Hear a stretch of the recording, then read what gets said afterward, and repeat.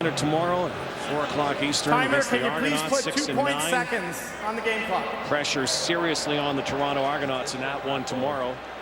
Crossover looming from the West Division.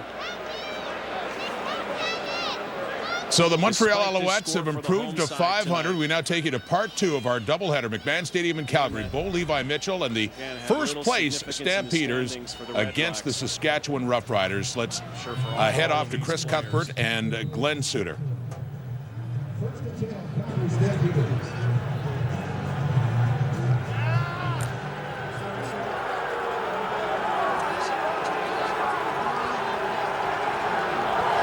So the Stampeders will start at their own 37-yard line.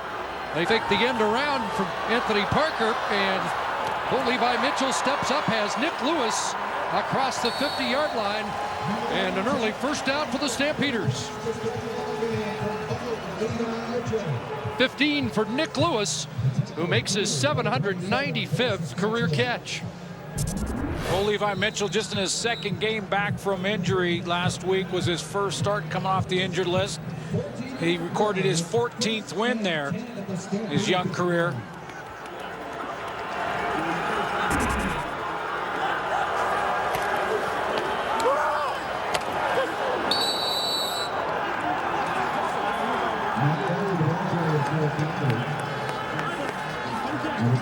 I'd like to welcome viewers who are watching Ottawa and Montreal. 2 offensive plays for Bo Levi Mitchell, and the Calgary Stampeders up close to midfield. A 15-yard completion to Nick Lewis.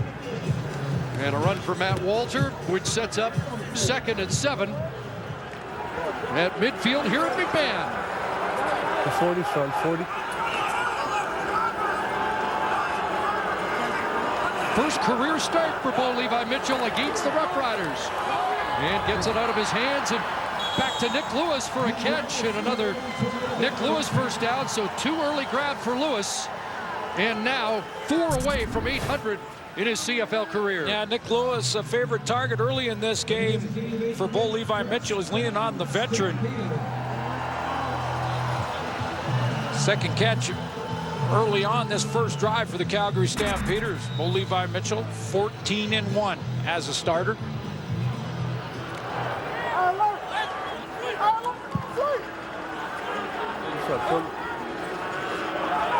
First and 10, the Stamps scored on their opening drive last week. Fake to Walter, and into the hands of Anthony Parker with a cutback. Parker, a busy man last week, as he made 8 catches for 71 yards. Yeah, you could just see the confidence in Anthony Parker. It just, game in, game out, he just seems to contribute a little bit more. And when he turns and gets those yards after the catch, you know he's got that much more confidence. A career high in catches for him last week.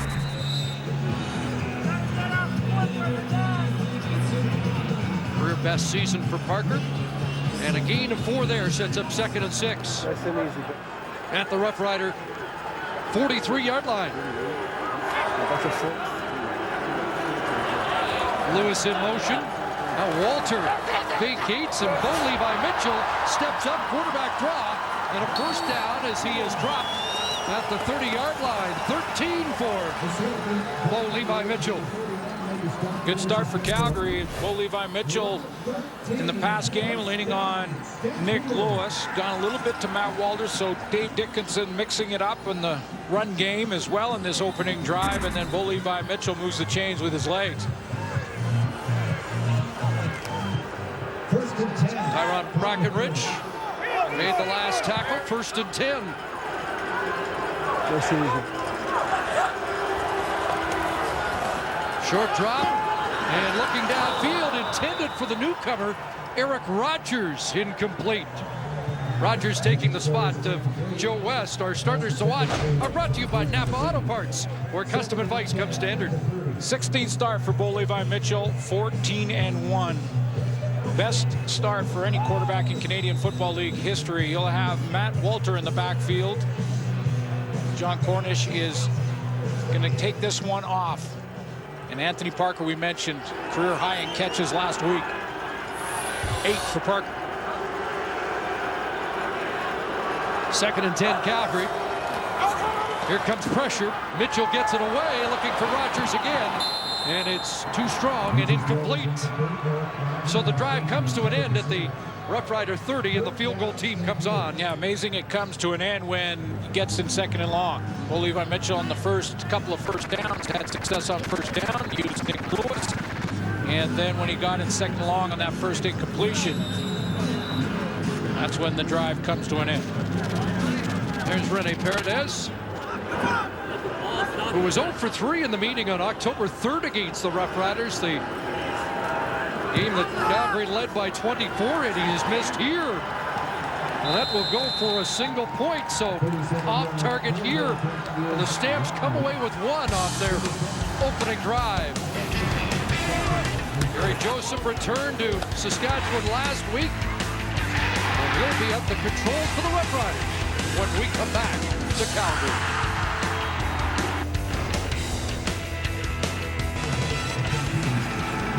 Night where the whole country stands united. Two of the arch rivals lock horns again. 41-year-old Gary Joseph in his second start.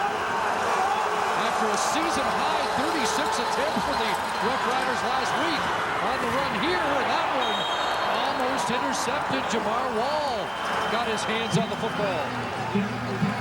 And Gary Joseph is 4 years older than his head coach, Corey Chamberlain. In his second game, just a couple of weeks of practice, threw for 213 yards, admitted to me that he was a little tired in that game, his first game back after just 1 week. Brent Swain had a nice touchdown catch in that game, and we're going to see Keith Toston for the first time. He's been on the practice roster all year. Gets his first start in Canadian football in the regular season. Had a great preseason. We'll see him tonight. Did he ever? Right now it's Messam in the backfield. He's released. Joseph passes, and it's in behind the intended target. There is Swain, and it's a 2-and-out to start for Saskatchewan. Yeah, Gary Joseph, just before the game, I saw him in the tunnel, asked him how he felt in that game 1. He said, gotta be honest, I was a little fatigued and I'm a little sore after it, but feels like he should be better tonight after another week of practice under his belt. So Josh Bartel is on. Jock Sanders did not play in the game on October the 3rd, but is in the lineup for Calgary against his old team tonight. Fields it at the 38. They're going to call no yards, but here comes Sanders with a good return. Another flag down as he's into Roughrider territory, down inside the 49. It was a 22-yard return, but looks like a flag on either team on that Jock Sanders 22-yard return. Yeah, the first one you've got to believe is no yards, and he caught that in the air. That would be the 15-yard version.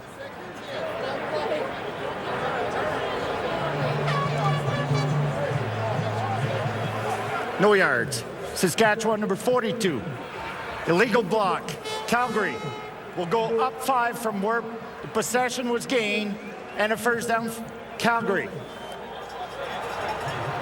So instead of starting in Roughrider territory, it'll be a first down Calgary at the 44. Bull Levi Mitchell, first career start against the Saskatchewan Roughriders.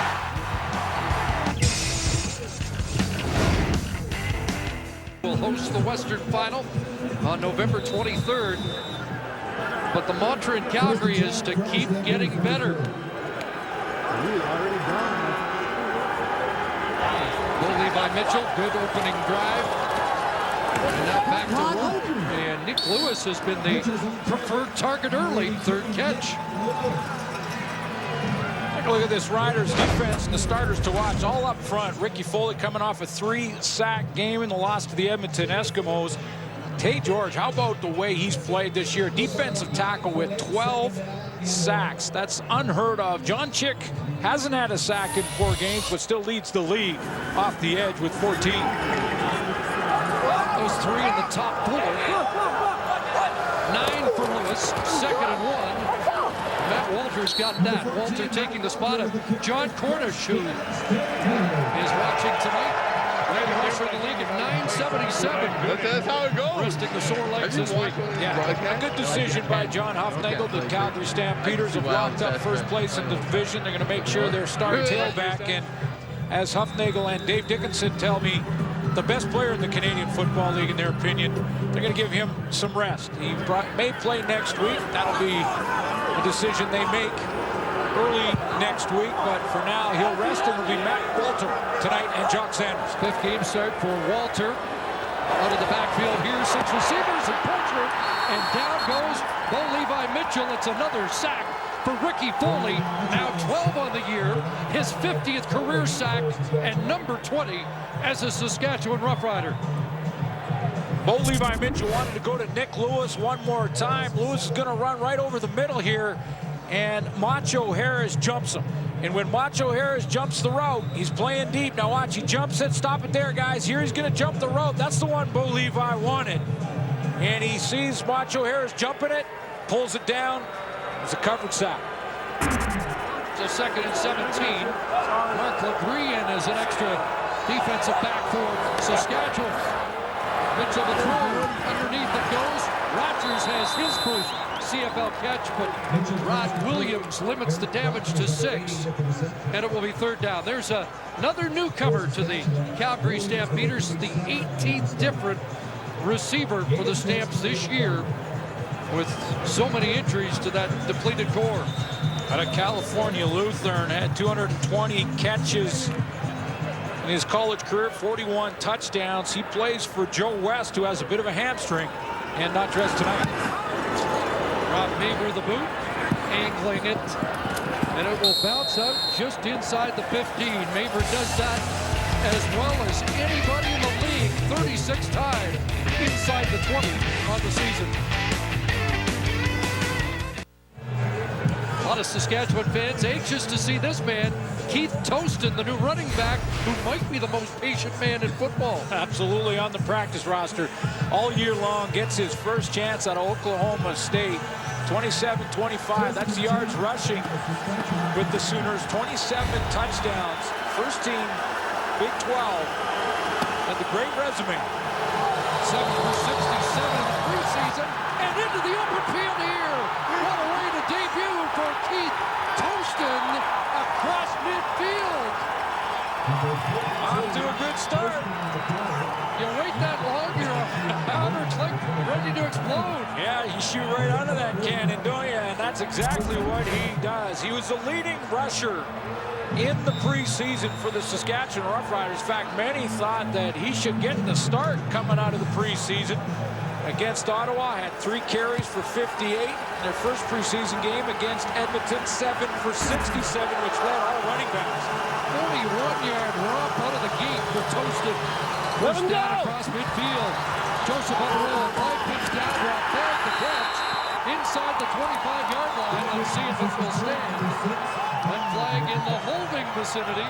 Yeah, it's been an issue for the Saskatchewan offensive line. What a nice throw by 41-year-old Kerry Joseph. Saskatchewan number 39. 10-yard penalty. Still first down. Well, that's a great throw. Gets out on the edge. Corey Chamberlain does not like the holding call. Obviously, a great throw from Kerry Joseph. But this has been an issue for the Saskatchewan offensive line. They've got some changes up front. No Chris Best, no Brendan Labatt. So Corey Watman and Dan Clark are playing in there at guards beside Dominic Ricard at center. That's the 36th holding call against the Roughriders this season. Most in the league. Here's Joseph looking for Corey Williams. Got him. What a connection to Corey Williams, who had 4 catches and a touchdown last week in the loss against Edmonton. Converts here with a 21-yard pickup. Now the former BC Lion knows exactly where the first down marker is. Stabs that foot just inside the white stripe. Again, great throw to get that ball outside and right on the sideline for Corey Williams. First down, Calgary 42. Fake and the slant is caught. And Williams has back-to-back catches, working against Buddy Jackson this time. A first down grab of 14. Well, with Charleston Hughes out of the lineup, they may be back next week, but out again tonight. It's been all Sean Lemon. Leads the team in sacks with 9. Will back to that linebacking core, Keon Raymond with 2 picks in his last 3 games. He makes the big plays when the games matter the most. I asked him who's their best cover man in the secondary. He said Brandon Smith at halfback. Back to double tight ends with Tostin.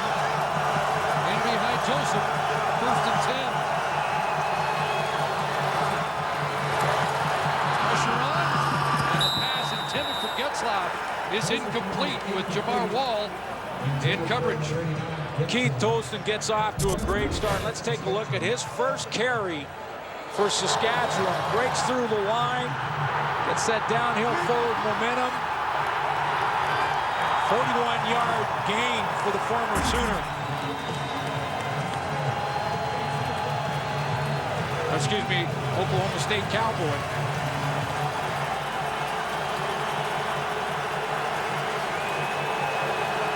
Smith checks into the game, 2nd and 10. 4 receivers near side. Tostin releases. He's got the football and is brought down at the 25-yard line. As Duron Mayo rallied to the football and makes the tackle, contained Tostin for a pickup of 3. Big power back, Chris, who can make guys miss. He's got that speed, but he can also run over you. And that's the matchup I want to watch tonight. He against Jawan Simpson, the middle linebacker for the Calgary Stampeder.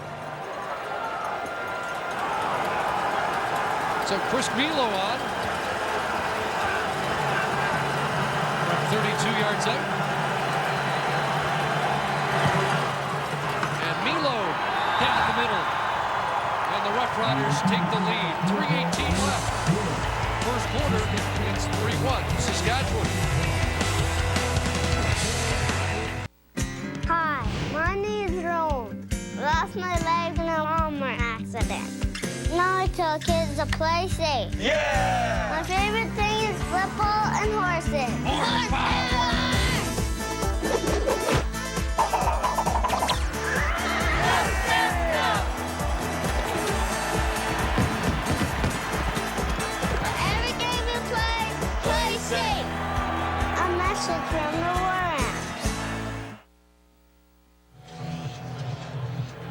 Well, a special moment of silence prior to this game, as was the case in Ottawa in the opening game of the doubleheader. And then the crowd at McMahon, a sellout crowd here tonight in great voices. They sang the anthem, and boy, did it sound good in Ottawa tonight. Yeah, fantastic ceremony to honor the memory of 2 soldiers that lost their lives this week.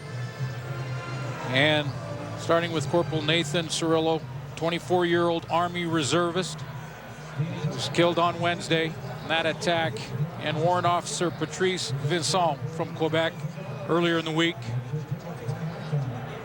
And the Calgary Stampeders and every team in the CFL will have the Canadian military decal on the back of our helmets to honor the memory of those Canadian heroes. Tremendous idea, and maybe not a bad idea to keep those decals on the helmets permanently. Cedric Cunningham on the return across the 35-yard line. And up to the 38, Sam Hurl, the University of Calgary product, on the tackle as Bo Levi Mitchell goes back to work. Off to a great start last week. He had a couple of touchdowns in the first quarter, 112 yards passing early. There are his numbers tonight with 3 of those connections to Nick Lewis. Yeah, not a surprise that he goes to Nick Lewis early in this game. The veteran he knows probably best. And a guy who's had a real quiet season, just 26 catches coming in, but they can lean on him as Bo Levi Mitchell learns a little bit more about Eric Rogers. And so the lineup he's got. Another one to Nick, so we may very well see 800 tonight. He's up to 798. And 2 away from being the 10th man to 800 receptions in CFL history. Markway McDaniel out. Jeff Fuller. Show West, as you mentioned, not in the lineup. Brad Sinopoli, broken collarbone.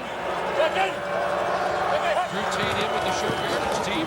And a plunge ahead that should move the chains. Bo Levi Mitchell with the best start to his career of anybody in the Canadian Football League at 14-1. Take a look at the next two. Jackie Parker, 54 and 55, started 13-2, and Ken Johnson, the former Calgary Stampeder, led the league for Calgary in 1979. And that year, just over 2,300 yards. You lead the league now, you're well over 4,000. Well, by contrast, Mitchell is 6th in the league at 2,800 yards plus. And Walter through the first wave, and he'll get dragged down by Brian Peters, leading tackler on the Roughriders. Well, Matt Walter is excited about his chance to play tonight. And John Cornish, I think it's a good decision to rest him. In fact, I'm John Hufnagel. I may rest him the rest of the season and get him ready for the West Final. I'm sure we'll see John Cornish as the regular season winds down for Calgary. But in the meantime, Matt Walter's excited about his opportunity. 7 carries, 26 yards in his last game against Saskatchewan. His best this year was against Montreal. He had an 88-yard rushing game. 2nd and 3. Fake to Walters, and there's Rob Cote in the flat. Turns the corner, and Macho Harris will drive them out at the Roughrider 25. But a big play for Cote. 29 yards and a Calgary first down. You know, when Rob Cote usually gets the football, he's getting those hard yards, those 3-4 for a first down, maybe a little flat route where he's going to pick up a couple of yards, try and take on a linebacker. Not very often does he get into space like this, and I love how he turned on the jets here a little bit, got that speed going, got his shoulders and head kind of leaning back, trying to push it down the sideline there, picks up big yards before being pushed out. Newcomer Ed Rogers with a block on Tristan Jackson to help him turn the corner. The Stamps a first down and an errant snap. Bo Levi Mitchell scrambling and gets outside, and he'll step out of bounds after a pickup of 2 as he makes a little bit out of what could have been disaster. Yeah, good decision. Really only had one receiver. That was Rob Cote over there. I'm wondering if that hit the motion man. No, it just was an errant snap, and he gets that one hop, makes a good decision just to pick up what he can. We've seen a couple of examples from Mitchell that his mobility is back after an ankle and knee injury midway through the season. It caused him to miss action, but he's run for a first down, ran for a couple here. Here comes pressure, and they slice it off to Walters, straight ahead, touchdown, Matt Walter. There is a flag, and let's see. See what the flag is. Bo Levi Mitchell is indicating against the Riders. Saskatchewan number 37. Penalties decline. Touchdown. It's a 23-yard touchdown run, his longest of the year, and his first touchdown run of the season. High alignment, a natural gap for Calgary Stampeders to get the angles they need, and Matt Walter not touched to the end zone.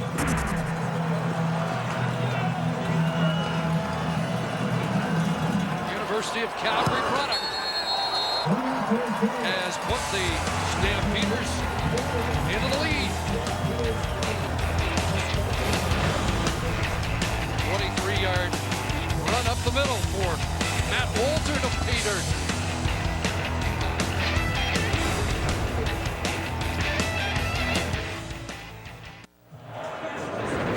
Big runs in that first quarter, including the touchdown run by Matt Walter. There are the numbers after 15. Yeah, that was over a 20-yarder. Keith Toston has a 41-yard run, so first quarter, the running backs featured a little bit, and running backs we haven't seen for the most part all season. Proud day to be a Canadian. Not that every day isn't a proud day to be a Canadian, but funny how united everybody is, and here's one of the best and most heated rivalries that we get to celebrate tonight as well. Yeah, that's what these two games back-to-back are about. Canadians standing together, Canada strong, and our thoughts and prayers with the family of Corporal Nathan Cirillo and Warrant Officer Patrice Vincent. And yeah, that's what it's about. Standing together, be united, and get on with things and not be influenced by these attacks. So let's get on with proceedings tonight. That Matt Walter touchdown. Give John Hufnagel's crew the lead. was anxious for the opportunity. Hey, baby. Where'd it go? 6 plays, 72 yards. And a Stampeder touchdown that gives them an 8-3 lead.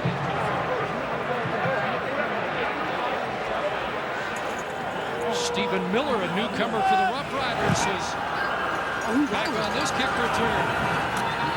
And this is Miller, maybe a little nervous. And he'll get brought down just beyond the 20-yard line. Jeff Heck in a hurry downfield to take down the newcomer. Keep the pedal down. Let's go back to that Matt Walter touchdown. I'll show you some great blocking up front by Spencer Wilson. He's going to take 2. He's going to block down, then he's going to go from that to the next level and take on Mark Legree at the linebacker spot. Blocks on Tay George, steps up to Legree, gets 2, opens up a hole for Matt Walter, and again, untouched to the end zone, 23-yard touchdown run for the third-year Stampeder.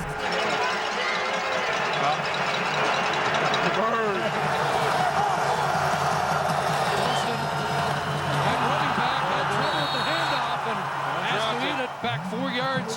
He did have the 67 yards in that preseason game, but he also fumbled, and you wondered if that was the start of the Roughriders sitting down people who fumbled the football. Yeah, you're right. Because a lot of people thought that Keith Tolston was the best back in the preseason and would start the year in the regular season. It wasn't him. It was Anthony Allen. Some fumble issues at Oklahoma State early on in his career, too. Loss of 3. Second 13. Joseph from the pocket delivers and off the hands of the defender. That went through the hands of Duron Mayo and falls incomplete. Second 2 and out for Saskatchewan. Yeah, good drop here by Duron Mayo. He's just going to drop right underneath that. Kind of looked like he's showing that he may step up and go on a stunt, then drops back underneath. Brett Swain reads the eyes of Kerry Joseph and should have had the interception right through his hands.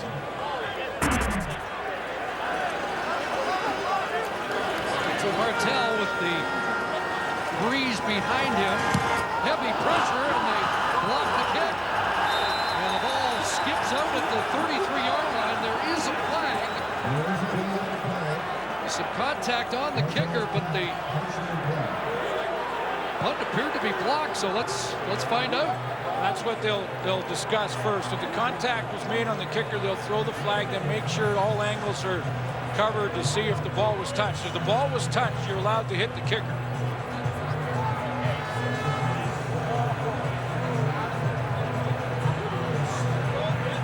Keenan McDougall was in first for Calgary.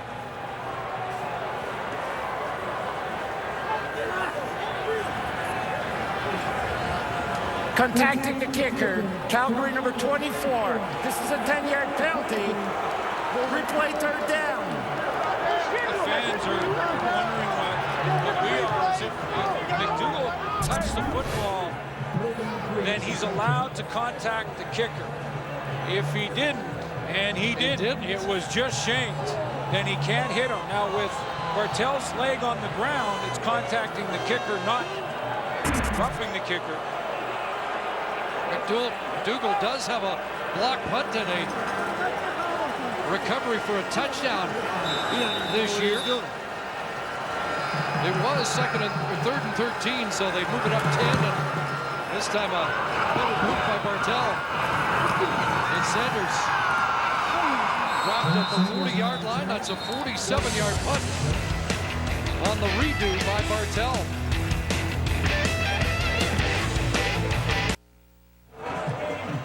Welcome back to McMahon. Here's Jermaine Franklin with a special guest. Thanks, Chris. I'm here with John Morris, lead skip of Team Canada. That will be competing in the curling Triple Crown being held in Alberta, the Canada Cup, Continental Cup, and the Brier. What's that mean to you? Well, the first time there's ever been a Team Canada on the men's side. It's a thrill to be skipping it, and I can't wait to get back in that saddle when we get in March.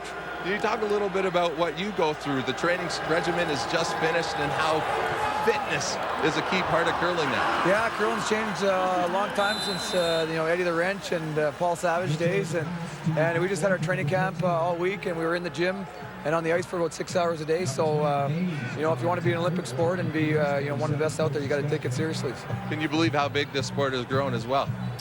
Not only in Canada but the rest of the world. We got lots of curlers in Asia right now, even a couple in Australia.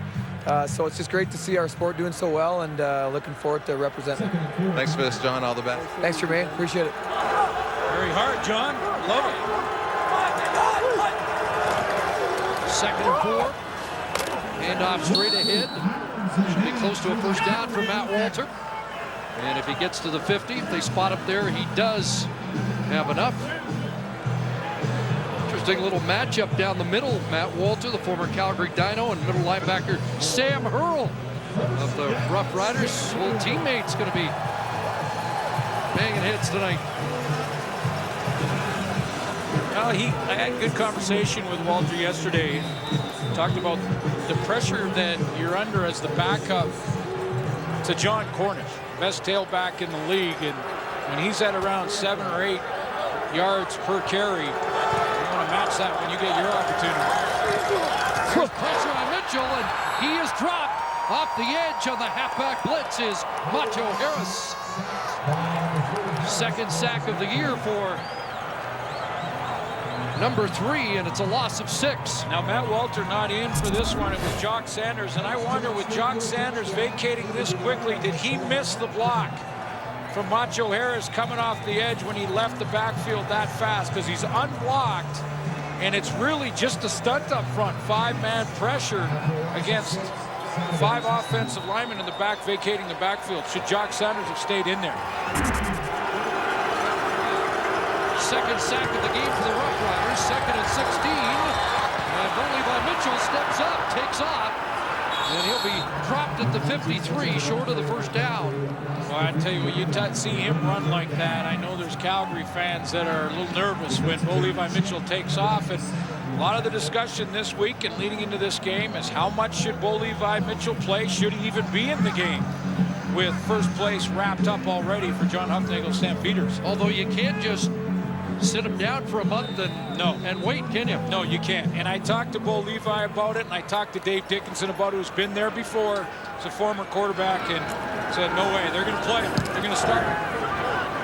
Pay for the boot, Tristan Jackson. He dropped it. There's a no yards flag down, so that scramble for the football. Not important because there'll be a 15-yard penalty against the Stampeders. Tim St. Pierre down in a hurry to grab the ball, but a Stampeder within that 5-yard halo. Jay Shell. No yards. Calgary number 27, 15-yard penalty. First down, Saskatchewan. Gonna call Jeff Heck, but it looked like he had company down there. So a timeout on the field. Rough Rider football when we come back.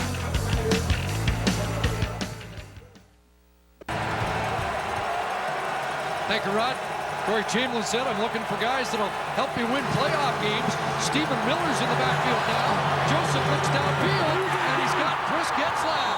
Dragged down by Brandon Smith, but the big catch for Getzlaff into Calgary territory. Yeah, good throw from Kerry Joseph as well, and Getzlaff on this deep out, but a nice play call here. Interesting, though, that Stephen Miller's in the backfield now. He'll release. No Keith Toston in this series. Remember, he fumbled on the last series for Saskatchewan. Now he's on the bench again. That's been a thing for that. 19 for Getzlaff. Here's Miller, and he is dropped behind the line of scrimmage. There's the safety. He's had a big year for Calgary. Josh Bell. Stephen Miller just signed by Saskatchewan and has got to be trying to ask his teammates right now, where do I go on that play? What's my assignment on this play? So they released Will Ford this week. They've got the big backs like Messam, Allen, and Toston. They'd like to have a scout back who can do some damage. Second down, Joseph steps up. Open man, caught. Brett Sweet's got it. Down at the 25-yard line. And the off the turf, and it's a 35-yard gain. Brandon Jordan is coming off the edge, and Kerry Joseph, he is going to see it and step up. And once he steps up and buys himself some time, he can find the open receiver down the field. It looked like Jerron Mayo and Juwan Simpson left their gap. One of the two linebackers left their gap. Brett Swain just kept working. His quarterback found him. 2 catches, 24 yards, and that nice touchdown last week. First down, Roughriders. Joseph has time. Got an open man. Rob Bag. Touchdown.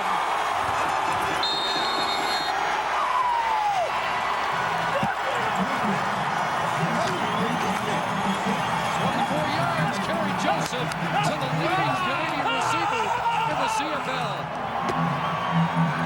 And he is open. This is looks like a bust in the Calgary back end, the Calgary secondary, because Kerry Joseph, first of all, the veteran, looking off to his left and then going back across the middle and being to his left to Rob Bag, but wide open Rob Bag on that crossing route.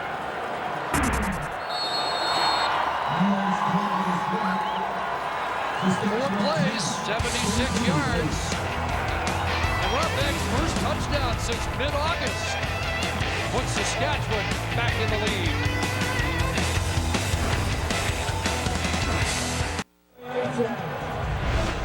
Change motion's going to help Rob Bag. He's going to come across and then run that crossing route. Little change motion against his own defense, and Kerry Joseph holding the football, taking a hit a split second longer is why Rob Bag is so wide open. See, right here he's covered by a linebacker underneath, but he's going to hold that ball split second, throw Bag open right by the numbers, pass the linebacker once he clears through. That's Kerry Joseph paying the price to get the football to his receiver. Third touchdown pass thrown by Joseph since returning.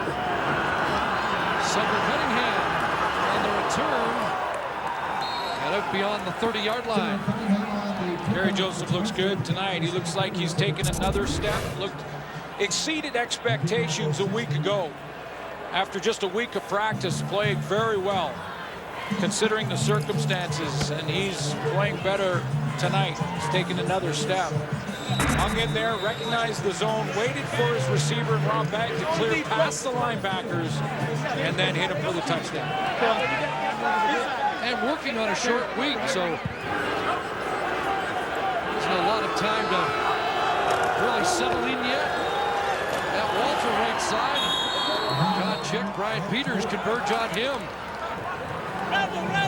One for Walter. Second and long for Calgary. I asked Dave Dickinson about Bo Levi Mitchell and how he's going to manage that. He said he truly believes, based on his experience, that if a quarterback misses a game for any reason, he's behind when he starts his next game. It can take at least a half to get back up to game speed. He doesn't want Mitchell to go through these last few games of the regular season. Three receivers near side. Mitchell looking the other way. Dumped it off, but Walter can't make the catch. And the Stamps will have to punt it away. Now, I said to Dickinson, having said that, does he need to play the entire 60 minutes of every game in the regular season? He said, no, not necessarily. We'll play that by ear. But he said that Dickinson telling me that about a half should be enough to keep the edge for a starter. Calgary with the luxury of a capable backup. Top neighbor, moving it to Tristan Jackson. Just inside his 30, trying to get outside. Can't get a crease. Got up and Saskatchewan product Charlie Power drops him. 47-yard punt. 6 on the return. Well, it was a wild one when they met in early October. It looked like Calgary was home and pulled out the 24-0 lead, but Saskatchewan with an amazing rally in the second half. Yeah, led by Tito Sinceri, and came in for Zed Daggy and played a great second half. Tied it up at 24 until Drew Tate finished it. Drew Tate started that game. Bo Levi Mitchell was out due to injury. Bo Levi Mitchell has never started against the Saskatchewan Roughriders. This is his first start. Messing back in the backfield, and they run back inside the bag. Rob Bag's got another catch up in midfield, so he'll pad his stats. 20 more for Rob Bag. 44 in his last 2 grabs. Using a lot of change motion here with Rob Bag, bringing him down in a little inside, and then working one-on-one with Fred Bennett. Then they go into a man, and Rob Bag just shows you his tremendous route running ability as he runs that corner and brings it back to the out. Jordan Messam provided a good block, and he stays in at running back. Blocking again, but Joseph hit. Ball came loose. It's still on the carpet. And the Roughriders recover it. It looks like Corey Watman, after 3 or 4 players had a shot at it. I think this was Sean Lemon coming off the edge, and boys, he's been coming on strong. Sean Lemon, I mentioned off the top, 9 sacks, which leads the Calgary Stampeders. Kerry Joseph does not see him coming. Looking on Levy Adcock, and he just gets around the corner. Joseph looked like he had corralled it, bounced out, and he's bailed out by Corey Watman. So the 10th sack of the year for Sean Lemon. 10th player to hit 10 sacks. Joseph dashing around, and he's going to throw it away. Didn't look like what he saw. And a late hit on the quarterback, and that may extend the drive. Look downfield, and everybody well covered. Corey Mace is pleading his case. Illegal contact on the receiver. Calgary number 38, a 10-yard penalty. It will be still 2nd down. So it was not on the contact of the quarterback. Buddy Jackson draws the flag in the Calgary secondary.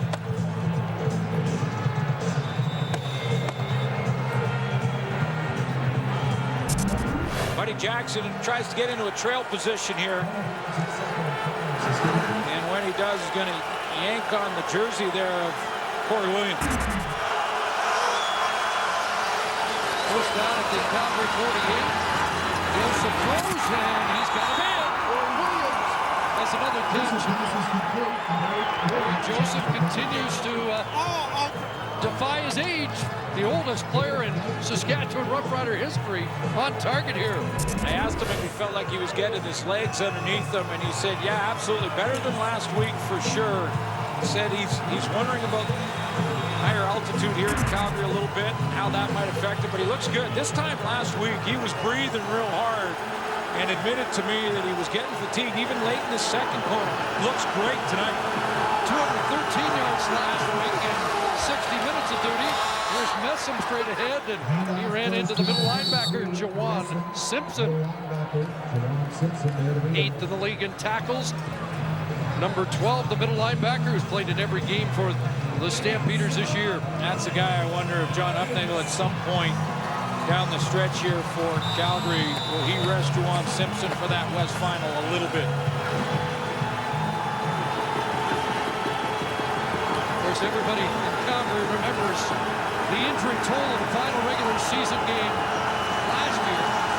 It's the 7th play of the drive. Joseph's completed his last 5. Another flag. Pass into the end zone for Ryan Smith. Well covered by the safety, Josh Bell.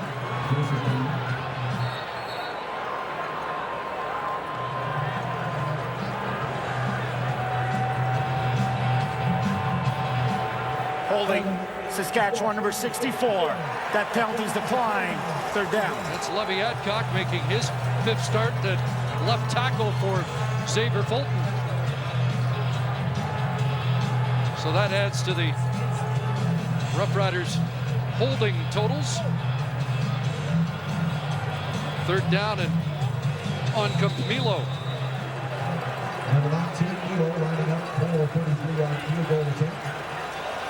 Trying to make it a 5-point Roughrider lead.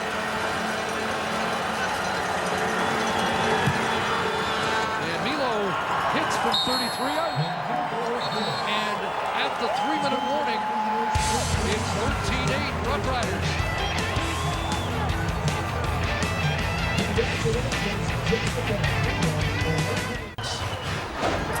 program, ball up for grabs. It falls to the turf. Intended for Anthony Parker.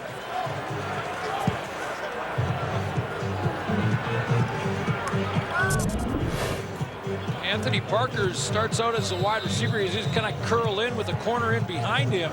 And lots of traffic in there. Surrounded by white jerseys.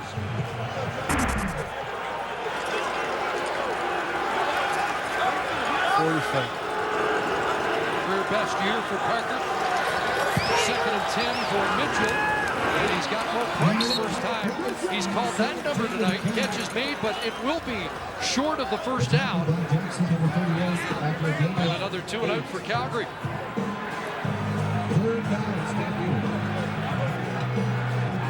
Just nice tackle in the open field. Then play like that. Bo Levi Mitchell wants to throw it underneath. Hope his receiver can make one man miss. Tristan Jackson pulled him down. Saskatchewan has not won a regular season game here since 2009. Faber fields the low snap. Tristan Jackson's got it at the Roughrider 25. It's a 43-yard boot, about 3 on the return. So 2:17 remaining here in the first half, and it's TSN at the half with Rod, Schultze, Jock, and Matt. GMC Coaches Playbook with Paul LaPolice. Talk about what they've seen in the first 30 minutes and in that Montreal victory over Ottawa.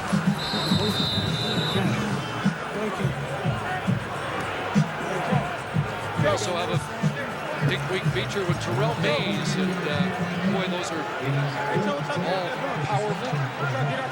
See, you've got the daffodil on tonight. I do. Best cover guy. Ryder secondary. Gary Joseph, not shy about throwing it up. Now that one dropped by Tostin. Can't make the catch. So it started well for Keith Tostin. Sat out for a series after the fumble. You saw Stephen Miller. And you see after he dropped that one, Kerry Joseph had lots of time back there, and after he dropped that, now he's just shaking his head because he immediately looked at the bench. That's what you call looking over your shoulder.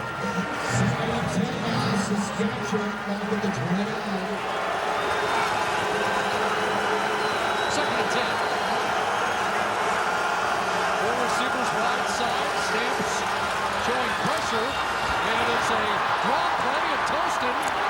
The toes breaking tackles across the 40 and a first down.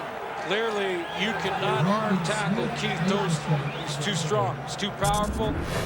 Downhill runner. Juwan Simpson's caught in a stunt to the right of your screen here. And so he's just filling a gap inside, and that's an arm tackle miss there. You can't arm tackle this guy. He's too strong. Also through the arm tackle, Lynn J. Shell, 3 carries, 50 yards for Tostin. And a first down.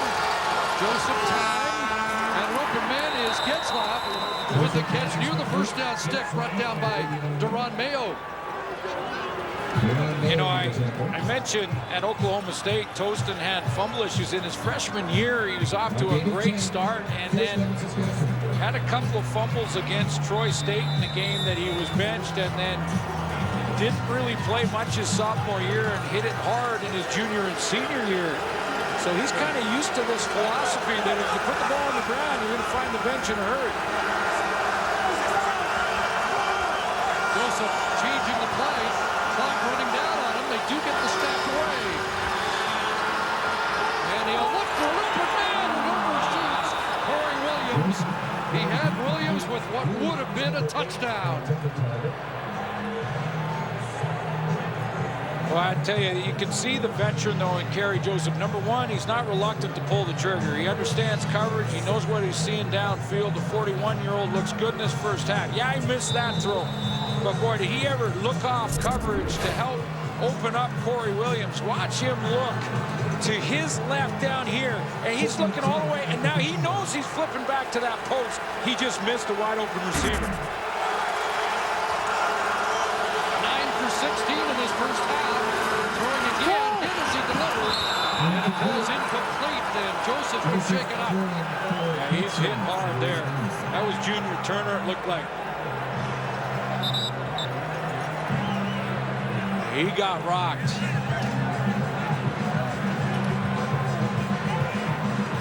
The big 225-pound quarterback makes his way off.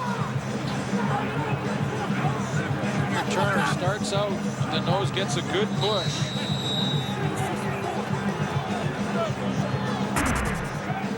And he is still feeling the effects on the sideline.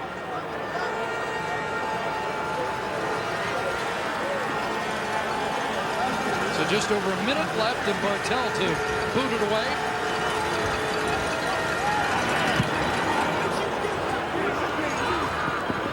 Sanders at his 12. 46-yard Bartel boot. Brought back across the 15-yard line. Long field. Not a lot of time. We'll see how Calgary deals with the final 63 seconds, starting deep in their own territory. Levi Mitchell, I mentioned after that great start, 14-1 in his young career, but 11-1 this year. So candidate for MOP certainly. Can make an argument for During the return, Mike Riley. illegal block. Calgary, number 46. Half the distance to the goal. First down, Calgary. So the Saskatchewan product, Charlie Power, called on the illegal block. Deepest start. Jonathan Crompton in Montreal has a chance to go after that mark. Boy, he has Looked good. just looks like he's getting better by the week.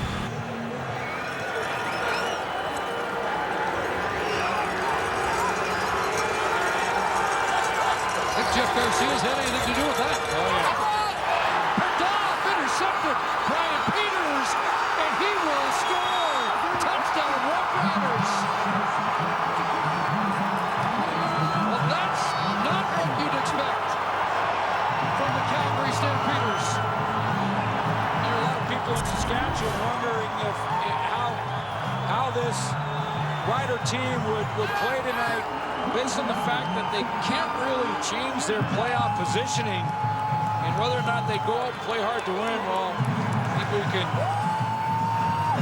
clearly see they want to snap this losing streak and beat a rival. Calgary Stampeders, their turf. That's a great play by Brian Peters. Ill-advised call by the Stamps. Fourth touchdown defensively for Saskatchewan this year. And the extra point is through, and it's all of a sudden a 12-point lead. Takes you back to that Ray Williams interception in the opening game in Edmonton a year ago, which Mike Riley doesn't want to think about, and Bo Levi Mitchell will try and forget his 8th interception of the year. Well, by his alignment, Brian Peters is going to be out of the sight line of Bo Levi Mitchell, who wants to hit his target on this slant route. And Brian Peters just going to flow to the football, slide underneath it. Mitchell never sees him, and he throws it right between the 2 and the 7.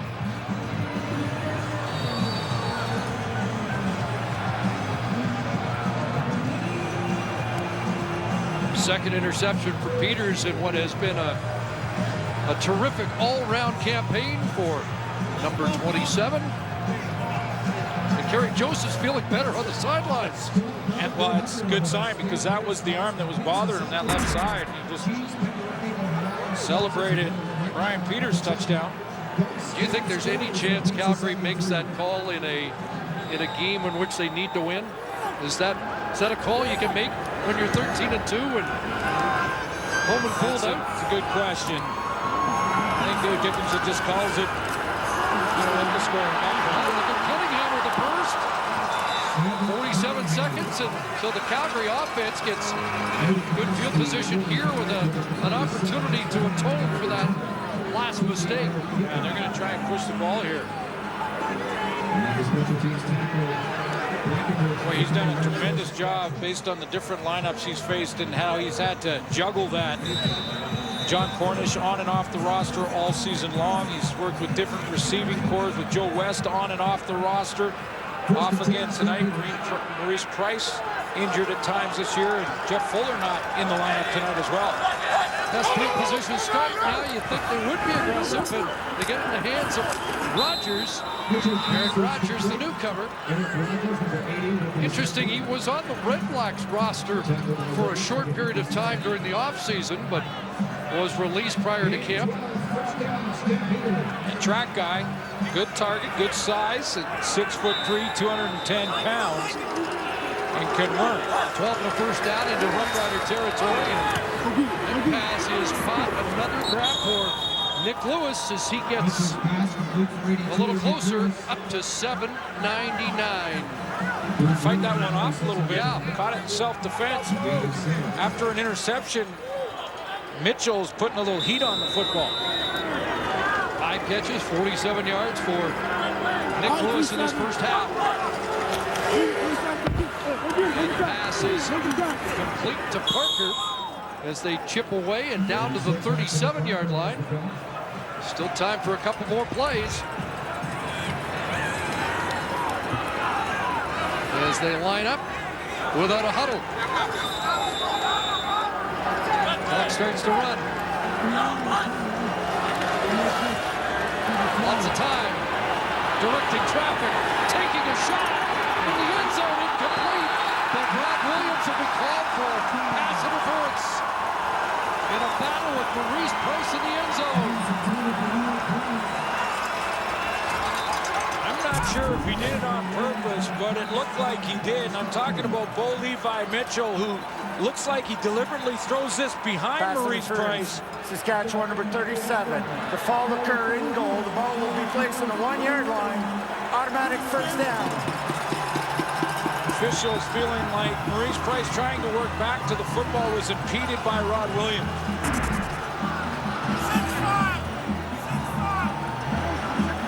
Corey Chamberlain going to make them take another look.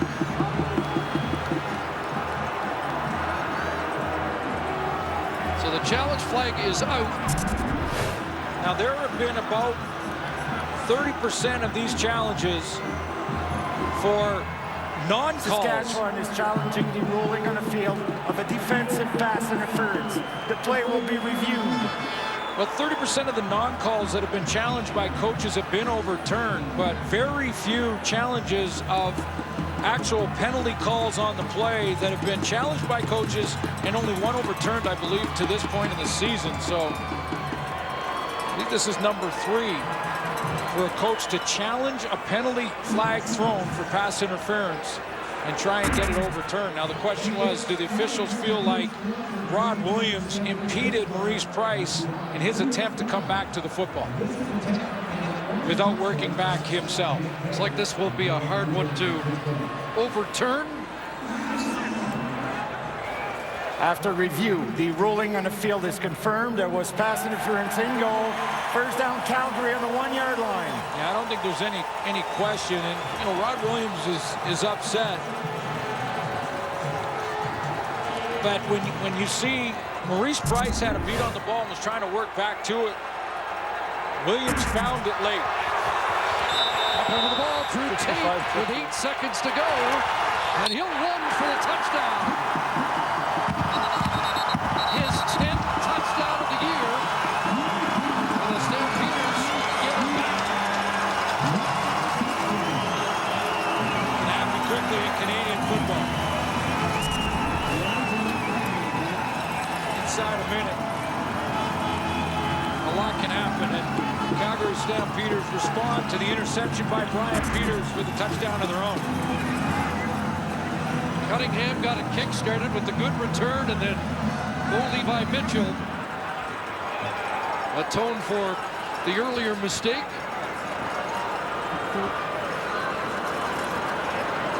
And it should be the 5-point lead at the half.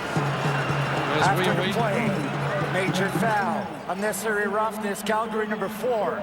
A 15-yard penalty will be enforced on the kickoff. Tate a little active as he scrambled off the pile. And did he step on a Rough Rider maybe as he exited stage left? Yeah, I think he did. And I think it was John Chick. Quarterback may not want to step on one of those guys. 2015 now with 6 seconds left in the half. Let's see what Tate did after he scored. He goes over the top here, and then he's trying to get up, and he kind of takes a swing at Chick.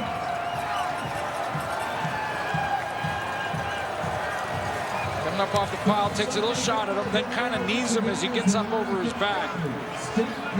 And the official didn't like that. So he has 10 touchdowns on the year. Bo Levi Mitchell has 4, so quarterbacks have finished a lot of drives for Calgary this season.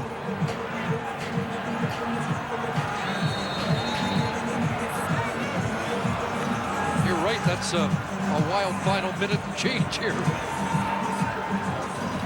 First, the Brian Peters interception and for a touchdown, and then Ron Williams PI, the 12th PI against the Roughriders this year, the 3rd in games against Calgary, sets up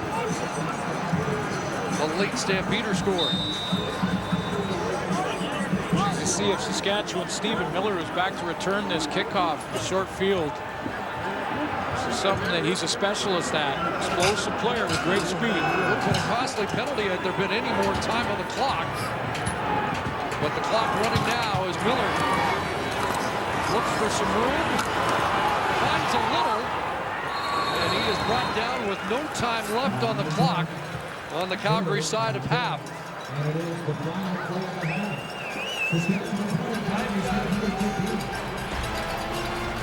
So a 5-point lead for Corey Chamberlain's crew. Halftime at McMahon. Let's go to Rod Smith and the panel. All right, thank you, Chris. Well, an interesting first half for the Saskatchewan Roughriders, who had lost 4 straight games coming into this game and desperately in need of some consistency at quarterback. Back with a panel of Jock Climby, Matt Dunnigan, and Chris Schultz. And yes, do they have it in Kerry Joseph? That is a question that is still in the process, of course, of still being answered. It's been several weeks since Darian Durant went down, Jock. Kerry Joseph had his first start last week in 2 years and definitely showed some rust, but he has shown some nice flashes of brilliance that he had in the past. I'm just amazed by what we're seeing here for a lot of reasons. I mean, this is a guy who's 41 years old. This is a guy who was retired and training athletes in the offseason. And this is a guy who really hadn't played meaningful football since 2009. Out of football 2010. Just a backup in 2011, 12, and 13. He's coming out in this game, second game back, and making throws like this. Stepping up in the pocket and knifing the ball down the football field. His vision seems to be there. His ability to look off receivers. His ability to move in the pocket and make pinpoint throws like that. I am blown away by what Kerry Joseph is showing us. I mean, maybe we shouldn't be surprised because he's a tremendous athlete. This is a guy who played safety in the NFL, comes here and was an all-star as a quarterback, but still, for a guy who came right off his couch to this is amazing. I'm really amazed. You know, when I first heard that Kerry Joseph was coming back and you kind of looked at the mathematics and you said the guy's 41, I thought this is a joke. I really did. It was like, why are you doing this? This kind of sends a bad message to quarterbacks in the position. But he's playing better than anybody 20 years his youth. But the key for the Riders right now is you can't make these type of mistakes. Now, I understand new running back, new quarterback possibility, but that was pathetic in terms of the punter who panicked with the rush right towards the oncoming punt that he was trying to get away. You had Tristan Jackson, who never fumbles a punt at all, and then you have another drop pass by Tolson. I understand the guys made some good plays, but it's those 4 negative plays that have taken away from the game. Hey, the Riders are going toe-to-toe with the best team in the Canadian Football League. It looks good. You're right about Kerry Joseph. Surprise, surprise. You take away those mistakes, they should be winning. You talk about the best team in the CFL. That's a different form of amazing, Matty. When you look at all the man games lost to injury for the Calgary Stampeders, including John Cornish, who is not playing tonight, they continue to run the football well. Matt Walter with 6 carries and 42 yards in the TD. Yeah, and they don't miss a beat with Walter, third-year player from the University of Calgary. I like their mindset. In fact, both football teams, Saskatchewan and Calgary, are the leading 2 football teams as far as balance goes in the Canadian Football League. Calgary, 57 times they pass it, 43% of the time they run it. In Saskatchewan, 55 to 45. Both teams concentrate on owning the line of scrimmage. And good idea for 2 different reasons for these teams. Saskatchewan Don't put all the load on Kerry Joseph. Jockey, talk about how amazing he plays, and Chris, the plays that he's making. Hey, he's taking some shots too, and we've seen him struggle to get up. And at 41, it gets awfully difficult. So keep balanced. And as far as Calgary goes, continue to pound the line of scrimmage with Matt Walter, because you got Bo Levi there. You've already clinched first. You don't want to put too much onus on him down the road. In fact, guys, 69 games played thus far. The teams that have outrushed the opponent have won 60 of those football games. So good idea to keep it on the ground. I'm also intrigued by the dynamic of Calgary having clinched first in the West last week. So it's 5 weeks before the Western Final, where they have to find a way to keep these games meaningful. And they're in a good one to big one in the East. For the second time in 3 weeks, the Ticats take on the Argos in Toronto. Remember the big comeback by Toronto a couple of weeks ago? Well, Hamilton now 2 points behind Montreal. The Alouettes winning earlier tonight, so they lead the way. This is almost, for all intents and purposes, a must-win for Toronto again. That'll be followed by the Lions and Bombers. Winnipeg barely alive in the Western playoff race.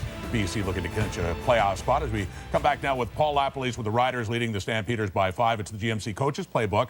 Matt Dunnigan alluded to this, the higher percentage of running that these two teams do, talking about Calgary's success even with John Cornish out. I want to talk about the running game in this. Yeah, both teams have run the ball very well, have good offensive lines, are well coached, I think, and they both had big plays earlier in the game. You know, and one of the reasons they didn't have success is because the defenses didn't have gap integrity when the offenses did have success. What is gap integrity? It's like this big term, okay? I have to stand here when I'm on TV, right? There's a mark right here. If I step over here, Director Kim gets mad at me. He goes, hey, coach, will you be over here? Stay over here, okay? I was out of my gap. Let's take a look at a couple of clips of what that means and how it affects the team. Everyone's running zone to the left. You've got basically people working up to the second level with a partner. On the backside, you got Timmy Crump out of the tight end set, blocking the backside. You have 2 people backside. Now, it's a halfback and a corner, little guys who aren't around the ball. Okay, Cronk does a tremendous job of making sure he holds the line to create a gap on the backside. Brandon Smith's got to get onto the inside of this area to create a space. Buddy Jackson misses, creates a huge opportunity for Tolson to get a big run, one of the first big runs of the course of the game. Now, take it to the other side. The same scenario for Calgary. They run zone, play to the front side, but the interesting thing is there's not an extra player. There needs to be a player right here for Saskatchewan. Great job by the right tackle, Federcal. He recognizes that, and what does he do? He blocks out.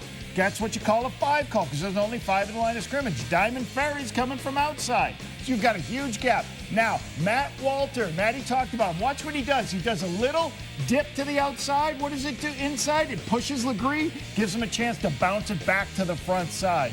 So I'm really excited about both these teams because they're talented teams up front running the footballs, and that's been fun to watch tonight. And, Coach, just to divulge a secret, how do you keep gap integrity in the football TV business? They put a little T and tape on the floor. So that's your side. That's my side. Don't go wandering off on me now. That's the GMC Coaches Playbook.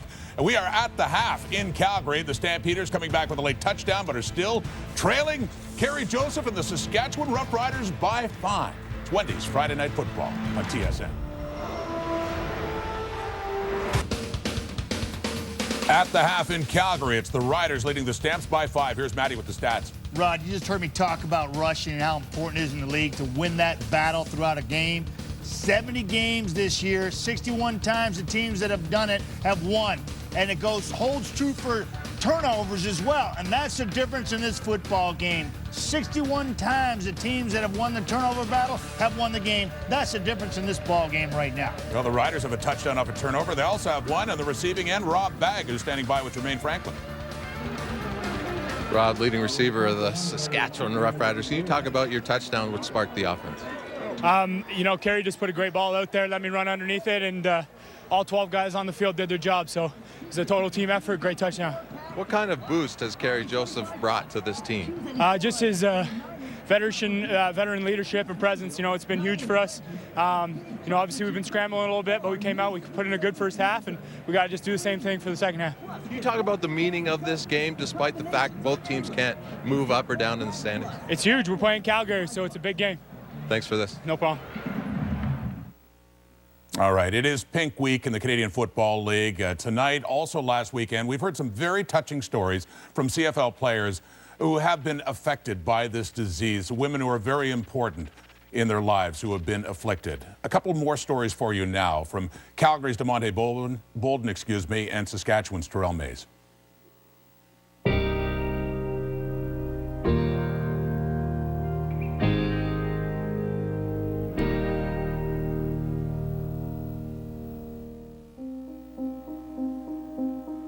In 2013, as I was saying goodbye to my mom to come up to camp, and she gave me the news that she was diagnosed with breast cancer. At that moment, I felt like, you know, I was helpless and I couldn't help my mom. Man. I stayed at her bedside. I took her to every appointment.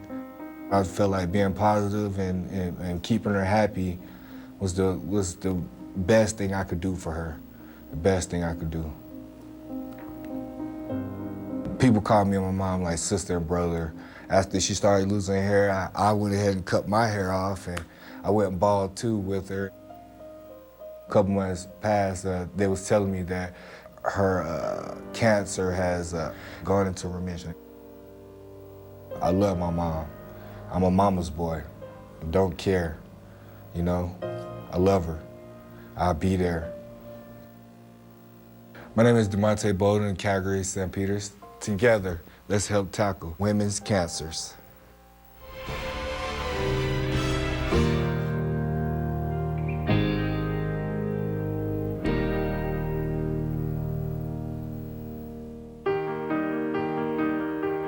My grandmother, what I remember most, she was really big in the family. She kept everybody together. She was strict, but always nice. All the neighborhood kids loved her. I remember I was about 9 years old when we found out she had cancer. And it was one of those really fast things, like one day we found out grandma was sick. Next thing you know, she was just gone. At that age, you don't have that many experiences with death yet. It was tough. It was a tough lesson to learn.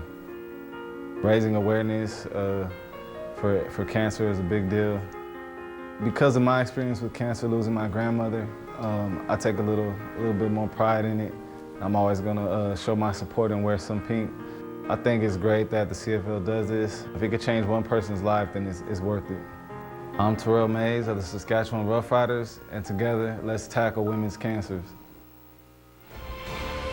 And you can help in the fight. Pink merchandise is available in stadium and at select stores, and a portion of all sales from CFL Pink Apparel will be donated to the Canadian Breast Cancer Foundation.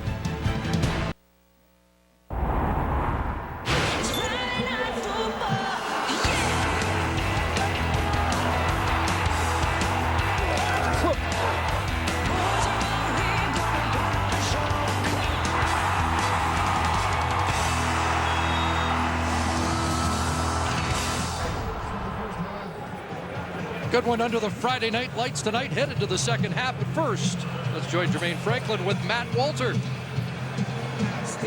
Matt, how big was that last drive to get back into this game, and how do you build on that in the second half? Yeah, we needed it. It's momentum, right? It's critical, so we're lucky we got in, and all we got to do is just keep driving. We did a good job at maintaining production, so keep doing that.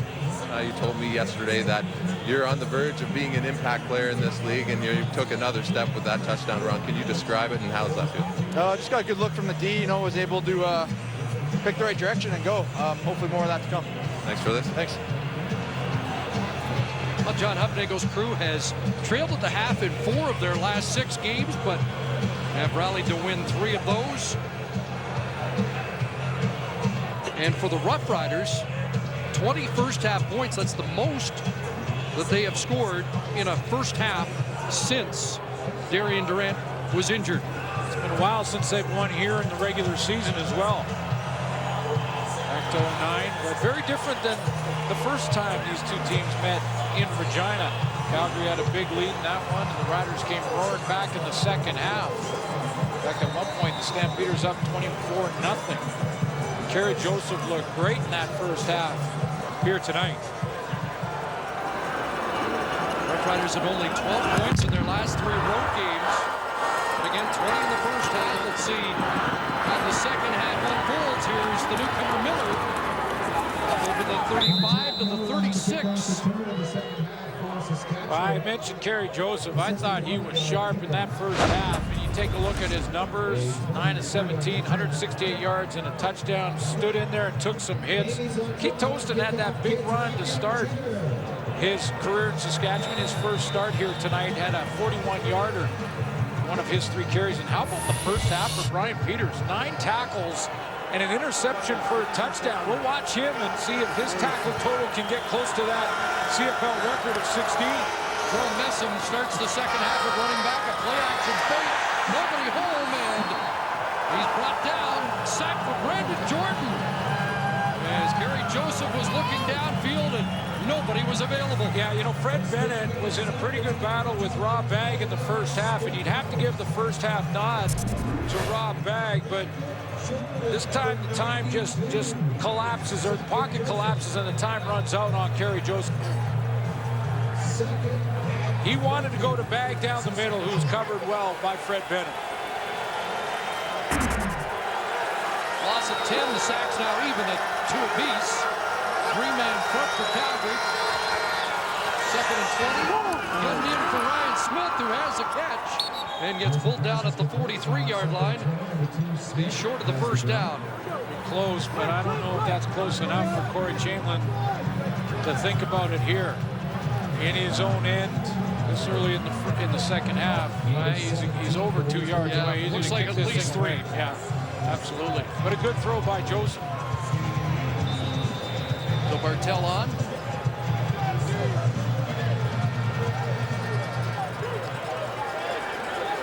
Flag still here at McMahon. Wind shouldn't be a big factor in the second half. Tumbling kick. Sanders 21-yard line. And he is up across the 30. Dragged down by Weldon Brown and met by Tim Croft. Levi Mitchell checks back in for Calgary. Well, this was the scene and the matchup for last year's Western Final. Darian Durant was at the controls, and it was a convincing Saskatchewan Roughrider victory on that day, and a source of motivation this season for the home team, the Stampeders, with more. Jermaine Franklin. That's right, Chris. You know, just because the Stamps wrapped up first place, according to Bo Levi Mitchell, that does not mean they can change their attitude or approach to the rest of this season.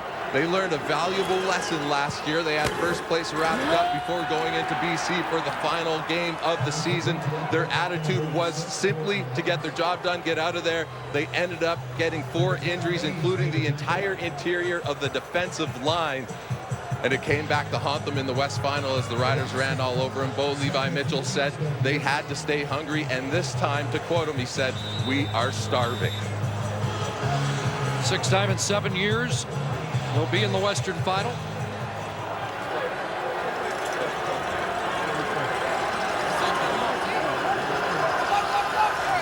Loss of 4 on that swing pass to Anthony Parker.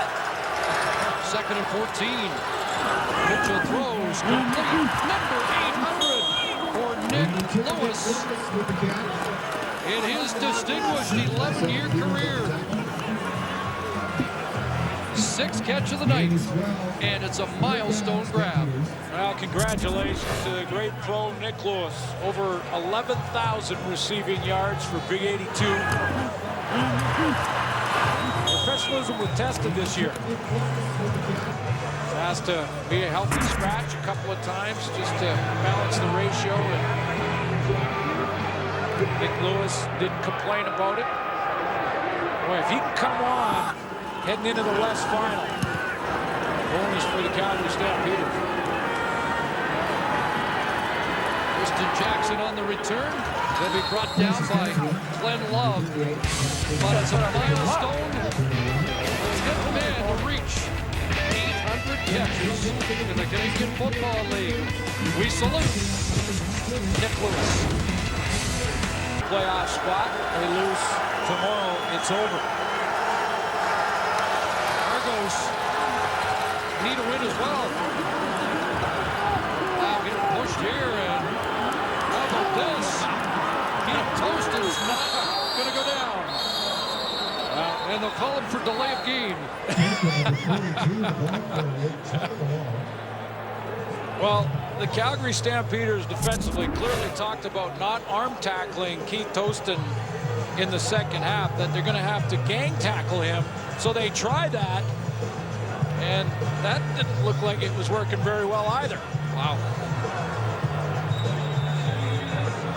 And he comes up just a few inches short of a first down, which gives the Roughriders lots of options here on 2nd and inches. We'll go with this option and pound straight ahead, and look at the extra yards there. Second effort. I'm thinking he didn't like the way the first half ended with a drop pass and a missed handoff, and he's anxious to make a better impression in the second half. Yeah, he is. You can tell by the second, third effort that you're seeing in those last 2 runs alone. I mean, the entire Calgary defense had trouble stopping him on first down, and it took 4 or 5 of them to get him down right there on 2nd and short. Took a helmet off the hand, and he was shaking it a bit, so they sent Jerome Messam in. 5 receivers set, first down, Calgary 51, short drop, and a completion to Chris Getzlaf, who's been busier tonight. His 3rd catch. Good first half for Kerry Joseph, and improvement from what was a good start last week. Even though the Riders lost that game to Edmonton 24-19, Joseph played very well when you consider the circumstances. Just a week of practice in the lineup, and the difference tonight, I'm not breathing as hard as he was in that game last week, and can't blame him, justifiably so. I mean, how could it be in game shape? Messam, number 43, step up before he gets to the 40-line.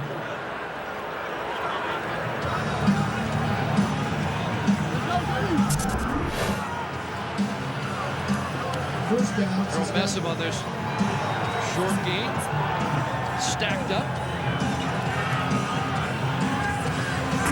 But it is a first down. Roughriders at the 40-yard line. Thought he'd missed some opportunities in the second half, and he mentioned he looked fatigued. He said he just felt a little off in the second half and had some get away from him. See what he can do in this second half. He's airing it up, looking for Getzlaf. Got him! Touchdown! Ending a long touchdown run for Chris Getzlaf.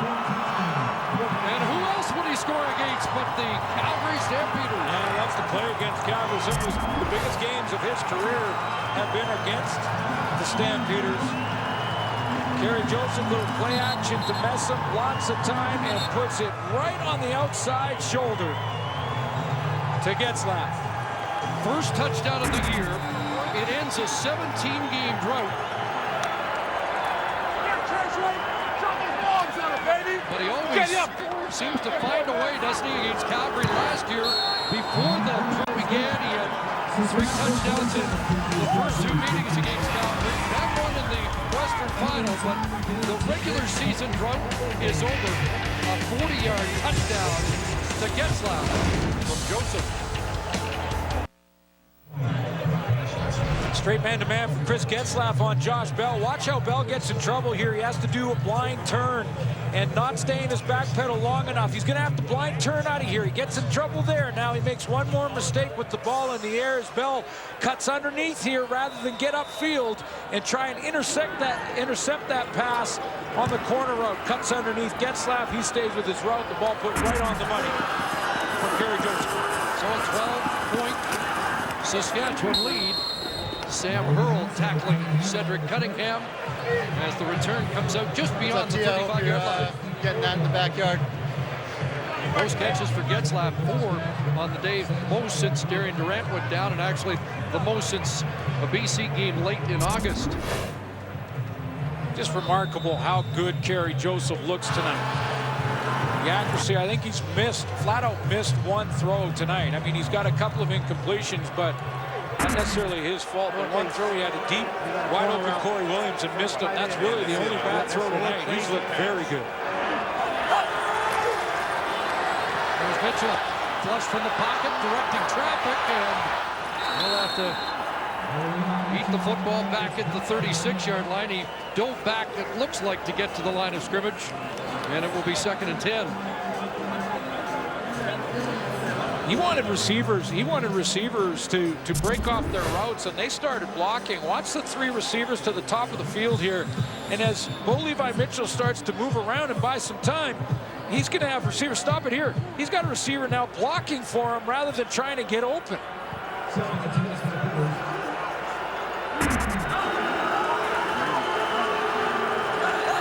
Stampeders. And he's got Matt Walters into the backfield. The ball comes loose. And off Brian Peters. They're going to rule that last touch by the receiver, or now they're calling incomplete. Brian Peters all over the field. 9 first-half tackles, and came into the game leading the Riders in tackles, first of all, and leading them in special teams tackles. He's up to 10. He's got a nice knockdown there, an interception for a touchdown in the first half. Well, because no other Rider touched it, it still would have been Calgary football, or else I think Corey Chamberlain might have challenged that, because it looked like might have had possession for a few steps. Tristan Jackson tripped up after the 54-yard punt. Just got enough on the ankles of Jackson. Well, the Roughriders' season turned on the injury to Darian Durant. Let's get an update from Jermaine Franklin. Thanks, Chris. Spoke to Darian Durant briefly before the game, and he told me that he was cleared for light tossing about 10 days ago, and things have been going well. Durant also said that he hopes to get into the Riders' next game, and it's excellent because they do have a bye week next week, and then following that come the playoffs. Durant says barring any setbacks, he expects to be fully good to go. The fact that he was put on the 6-game IR for the 2nd time, according to Durant, it was strictly a business decision. Yeah, they can pull him off at any time if he's good to go. Corey Chamberlain said he needs to see him around 85–90%. Based on what we're seeing tonight, we might have a 2-headed monster at quarterback in Saskatchewan. Posted again. The big man runs into Corey Mace, and Mace with a quick stop after 3 this time for Toston. Mace in his 10th game. Just his 2nd back since a turf toe injury sidelined him. Big man out of Port Moody, BC. It will be important to have the bye week one for Durant and continue his rehab, but also that last game, if he can get into that last game against Edmonton and just get back up to game speed, help him a ton going into the playoffs. Looks like the Riders will have to be on the road there. 2nd down, Joseph, a couple of pumps, and then throws. And Getzlaff's got his 5th catch of the night. Now, John Hopnagel was asked yesterday about playing against Kerry Joseph, the veteran, who he's seen before many times. And he said, you know, he's still got the cannon of an arm. And he shows it here. 41 years old, and he can still knife it in there, because that was well covered by Brandon Smith. In fact, it looked like Brandon Smith had a shot at the pick there, and the strength of Kerry Joseph's arm beat him. Season high, 5 catches, 96 yards for Chris Getzlaff. Joseph looking downfield again, looking for Corey Williams. Incomplete. Buddy Jackson was down there and had some help. Corey Chamberlain's taking a long look at whether or not he should throw a challenge flag here for interference, and I think he's going to go ahead and do that. It is out. Challenge flag's been thrown. Buddy Jackson goes over to tell the coach that you might be wasting your time. Let's see if he is. Top of your screen right here.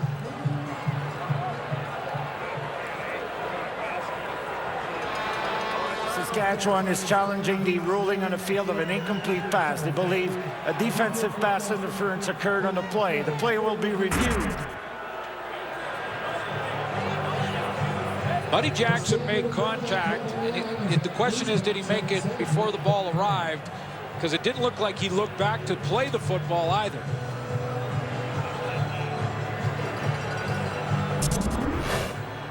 What he's trying to do here from defensive back's point of view is read the receiver's hands. When the hands go up, get the left hand over the shoulder pad, the left shoulder pad. Does this give you a different look at it? Well, clearly he had made contact and had grabbed Corey Williams before the ball arrived. That was the first question I had. And maybe the first angle that gave you the impression Corey Chamberlain has a case, and that's the angle he was viewing the play on that Roughrider sideline. Well, and it didn't look like Buddy Jackson looked back at all. Ball's in the air now. Contact over the shoulder pad.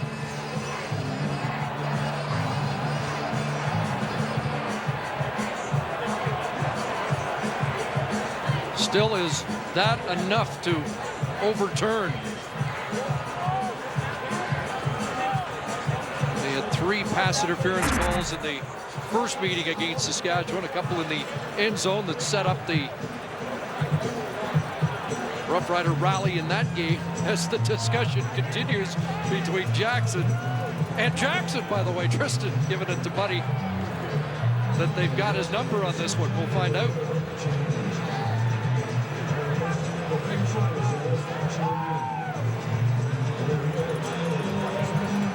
Andre's got a verdict.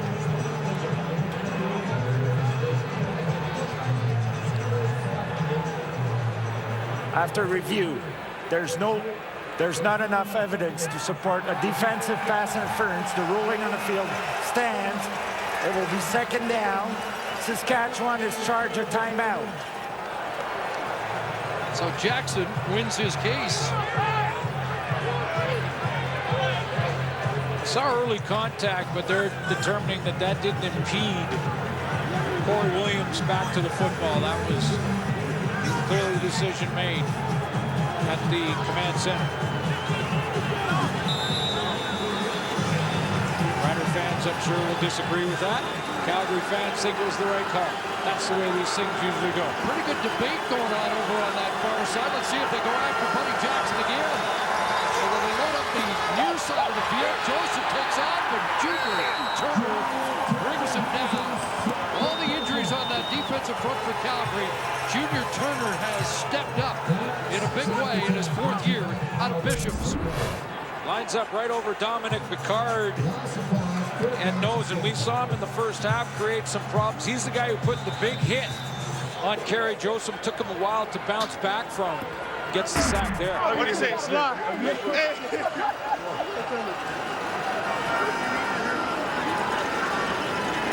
Josh Martell's boot. Sabres at the 25, and not going very far. Good downfield cover. Chad Rempel, the long snapper, was one of the first men down. Junior Turner with their sack, and our sack tallies brought to you by Purolator. Tackling hunger across Canada. Check. Rough Riders with the lead in that department in the CFL. They are. Calgary has 3 tonight. Sean Lemon has 1, so he has 10 on the season. And John Chick still looking for 1 now. That's games in a row, plus the first half of this game. 4 games now, 4.5 games now, and counting. And his lead in that department is a precarious one. Mitchell to work. Flushed in the pocket. Foley in chase, and Mitchell has to throw it away. Ricky Foley, we mentioned, at his 50th career sack earlier in this game. And up to 12 on the year, so he's just 2 behind his teammate, number 97, John Chick. Take a look at the first 7 games for John Chick, and he got out of the game with 12 sacks to start the season and had a huge lead on everybody in the Canadian Football League. In the last 9 games, just 2. Still looking to bump the slump here. Second and 10 from the Calgary 25. Mitchell looking down the rail, and Eric Rogers over Rod Williams. There's a flag on the play. Well, that is a great catch. Body control from Rogers there. Ball thrown to the back shoulder. 25-yard play. Good battle between Pass Rogers. interference. Saskatchewan number 37. That penalty's declined. First down. And he made the catch even with pass interference on Rod Williams. Yeah, Rod Williams was trying to run him out of bounds a little bit. The ball was in the air, and he was still making contact to the right of your screen here. But look at the body control. Rogers back on that back shoulder throw from Bo Levi Mitchell. That's pretty. And kept that left foot in bounds. 3 for 43 for the newcomer. Jock Sanders in the backfield. And here's John Chick. Not a sack, but another tackle for a loss for John Chick. One too many cuts for Jock Sanders, too. Sometimes you got to know when to just hit it. Sometimes you got to know when to dance around. If you dance around too much, John Chick's going to get there. And the way Ricky Foley's playing a late, he'll get there, too. Jock Sanders is going to take this ball. Now, after getting cut, Chick will get up. Now, here's the cut he shouldn't have made. There was a hold of the play side for Jock Sanders. John Chick gets cut by Rob Koenig, gets up off that cut block, and makes a tackle. Gives Sanders the line of scrimmage. Here's Chick, and there is sack number 15. Clean off the edge. The league leader back in business. Gonna get him some help by overloading that side of the line and occupying right here the left tackle, Stanley Bryant, so that Chick can come free in that stand-up position and rush in. So they load up that side and just influence the left tackle, pull him in. Brandon Boudreau is going to occupy that, the attention of the tackle, and Chick is free. A lot of good things have happened to the Roughriders tonight. That would be among the best for Rough Rider fans, you would think. John Chick. It's partly by scheme here. Brandon Boudreau there, Chick here, and now Stanley Bryant is in this predicament. He's got to take the most dangerous, which is in the inside, and he just realizes late that he's going to get help from Brett Jones, and he's influenced. So two guys take Boudreau, and that leaves Chick free. Can't leave John Chick free. That's what you need to break out, though. You need to see me to break out.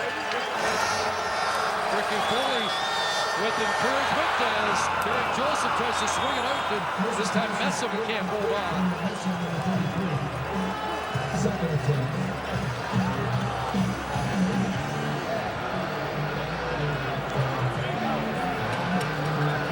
Corey Chamberlain has his team fired up. Talking about bumping a slump, 4-game losing streak for Saskatchewan, and they know they're probably going to be on the road in the playoffs. They will be on the road. In the East or the West, not sure yet, but they will be on the road. Final road game of the regular season. They're 4-4, pressure on Joseph, and that pass skips short of the intended target. 2 and out for the Roughriders as Calgary's defense digs in as well. Yeah, they're making some adjustments, playing better on the defensive front four and causing some problems for that sort of makeshift offensive line for Corey Chamberlain. Remember, Corey Wattman playing guard, Dan Clark playing the other side for Chris Best. So right now the Calgary Stampeders running some more stunts up front with the coverage in behind better than in the first half and causing Kerry Joseph some problems. Cunningham awaits. Martell the running kick. And Cunningham back inside his 40. And a good return up to the 50-yard line after the 48-yard move. Well, it's been a decade of disastrous drivers, but wait, there's more. Buckle up and get ready as the new season contends with distracted driving. Canada's worst driver returns to Discovery Monday at 10 Eastern.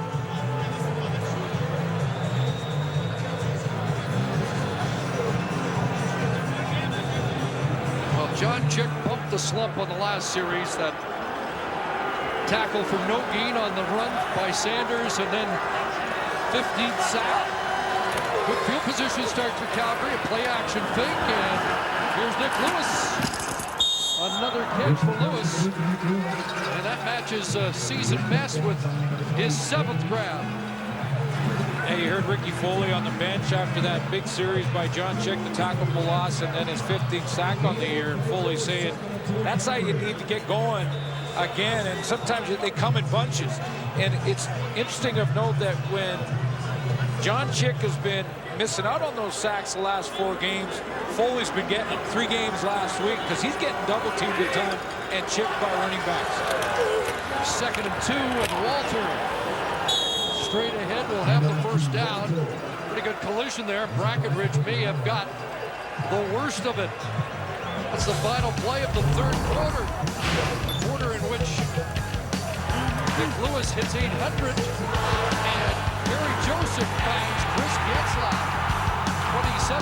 27-15, 3-quarter time in Calgary.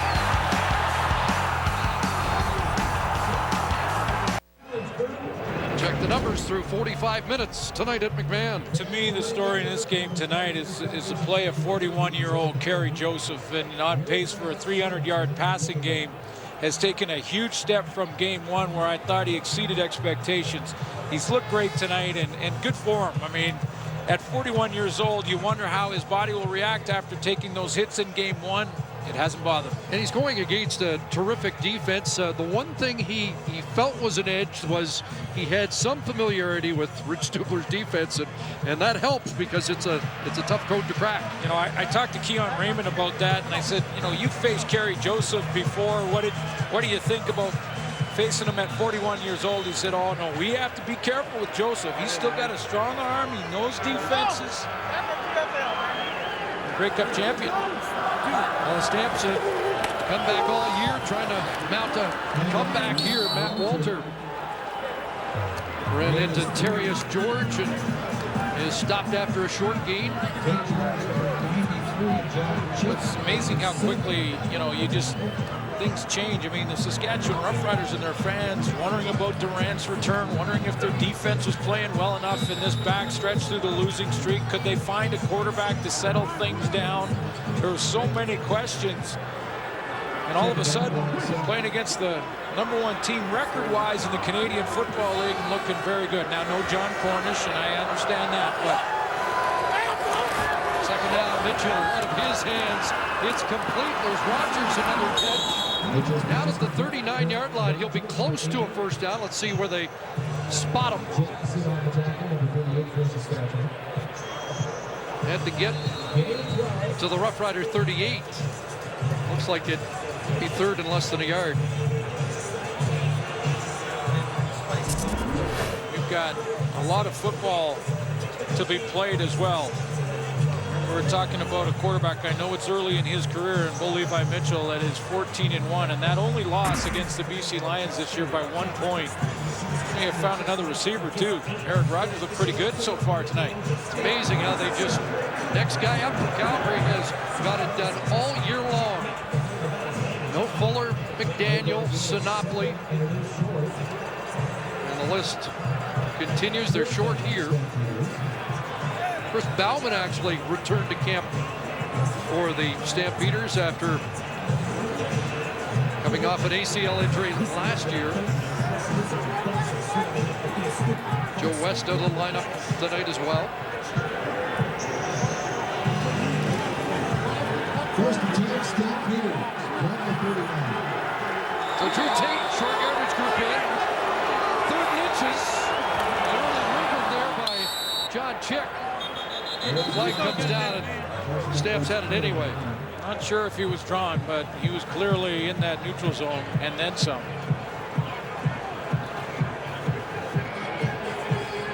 But you're right with the injuries with Calgary, and a good decision to rest John Cornish. Saskatchewan #95, 5-yard penalty, first down.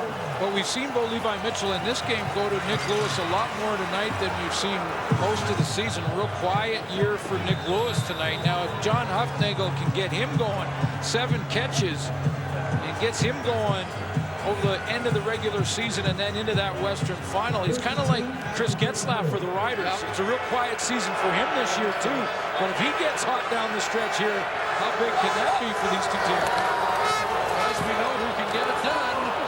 Mitchell, lots of time, nobody open, and flags down in 2 different spots. Yeah, Weldon Brown's going to get called for illegal contact because Eric Rogers trying to run a corner route here, and Weldon Brown just jacks him up. Ryan Peters may have been called on Matt Walter as well. Will let Andre Illegal Bruce handle it. contact on receiver. Saskatchewan number 35. 10-yard penalty. First down. Well, it is just Weldon Brown. Couple flags for the same infraction. Yeah, it's Weldon Brown, and he's on Eric Rogers. Going to try and run this corner here, and watch Weldon Brown right here. Just step into him. Running this corner, and he's going to go back and pow. Knocks him right down.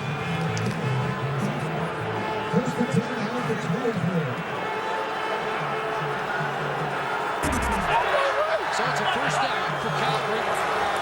24-yard line. Mitchell dumps it off underneath.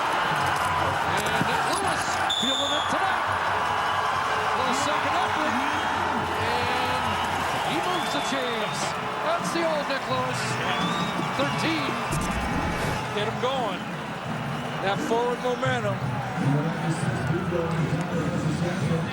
Glad to see it, too. You love to see these veterans that such stars in the league for such a long time. You don't want their careers to sort of fizzle out. You like to see them finish strong. And I'm not saying that this is the end of his career at the end of this season, but taking a long comeback from that leg injury suffered last year. Calgary 7 for their last 7 in the score zone. Make it 8 for 8. Touchdown, Jacks. Sanders. safety blitz.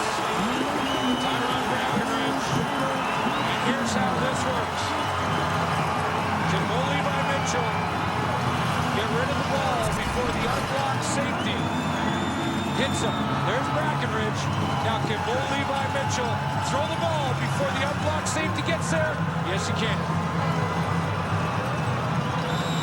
Former Roughrider has his first touchdown with the Stampeders on offense.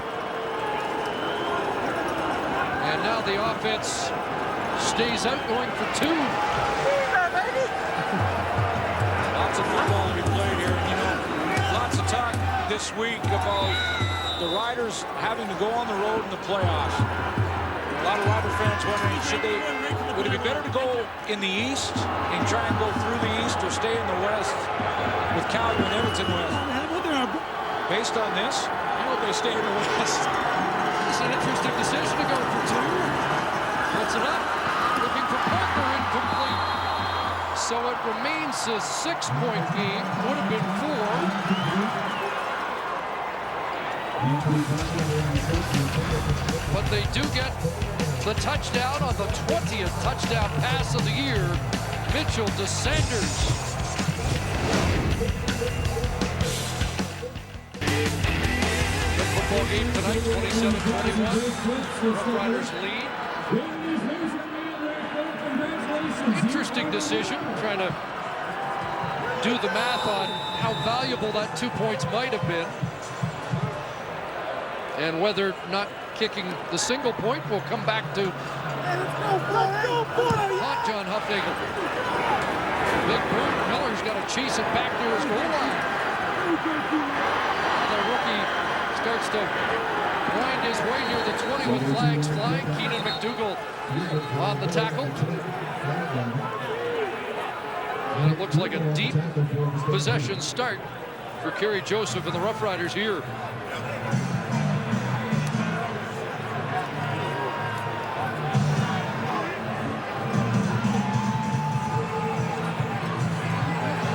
The ringer return. Holding. Saskatchewan, number 25. After distance to goal. First down. Matt Webster gets called. Rookie out of Queens. Go back to that touchdown by Jock Sanders. He knows the safety's out of the middle. He's the adjuster. He's got to get to that middle. And what a great move. Making Brian Peters jump that out fake and back to the post. First field position start for the Roughriders tonight. They hand it off, and Big Joe Nelson will improve the field position. But a flag down well behind the run. And this is a costly penalty. And I'm not sure impacted the play. Saskatchewan number 67. Half the distance to the goal. First down. Dan Clark in at left guard again this week for Brendan Labatt. Looks like he's going to grab Deron Mayo. I count this as the third play. You see, trying to get to the second level. And that did help Trevor, no question. Yeah. Flag came out a little bit later when it looked like Messam was into the open field. So they're in a hornet's nest now, the Roughriders. And it's back off to Messam and nothing doing. Junior Turner. Stampeders dialing up on defense. Yeah, they might have to give up 2 here, but this is what we're talking about early on in the game and the issues that Saskatchewan has had up front with their holding penalties. Worst in the league in those holding calls. I counted 3 tonight where big plays have been taken off the board because of holding calls at the line of scrimmage. It's a big down here. Second and 13. Drop play. No, sir. And not going anywhere.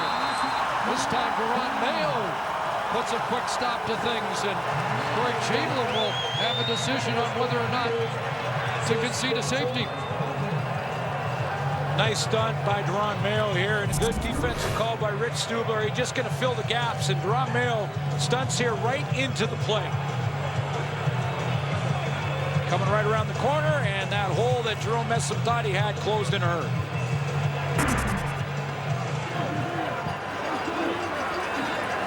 John Hufnagel has talked about how solid Mayo's been this year, so there's 2. It's a 4-point game. Had they kicked the convert, it'd be a field goal difference between the 2 teams. But it is a Rough Rider 4-point lead, and the Calgary Stampeders have the momentum here. Levi Mitchell just threw a touchdown pass to Jock Sanders, and he's getting set to go back on offense.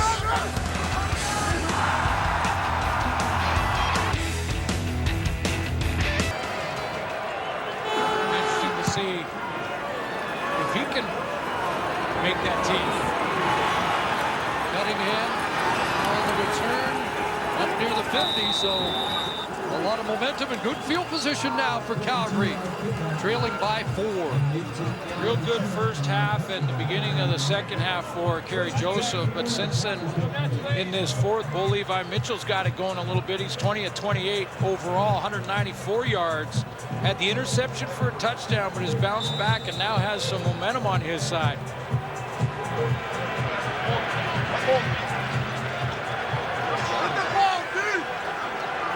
Then left.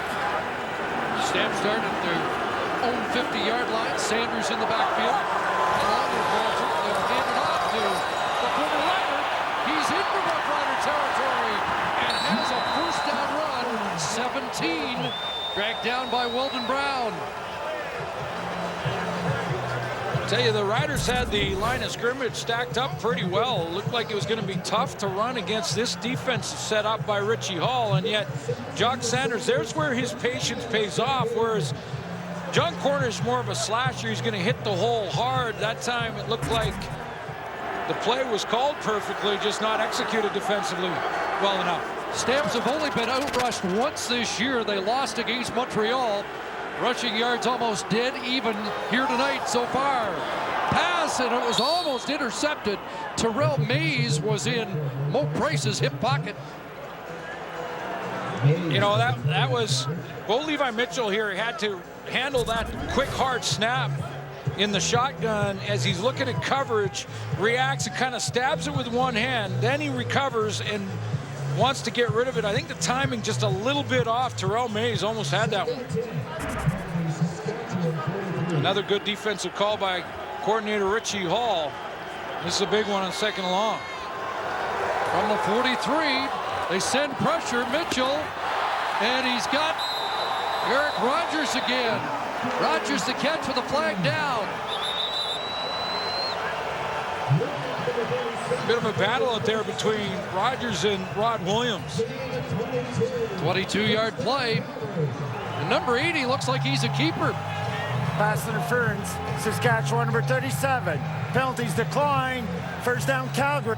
Rod Williams has his hands full with young Eric Rogers. Yeah, he's out there saying, I haven't seen this guy on film. Not sure what he's all about. He wants to get up in his face, try to impress him, but he doesn't get his hands on him at the line of scrimmage, and then gets another pass interference call. Obviously, to decline that and take the play. 5 catches, 72 for Rogers on the night. Pressure on Mitchell. Gets outside. Throws on the run, and it's incomplete. Anthony Parker diving for it in vain. Sets up another 2nd and 10. And an injured rider down near the line of scrimmage. And it's Brandon Boudreau.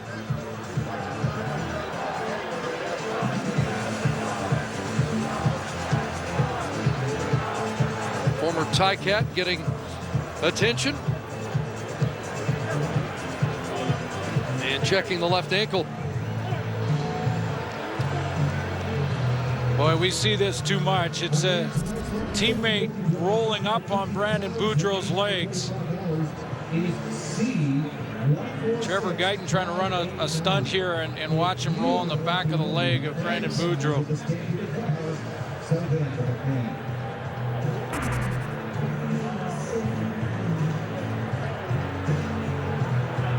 So while Boudreau gets attention, we'll step out. 7:51 left, 4th quarter. 2nd and 10. Boudreau on the sidelines.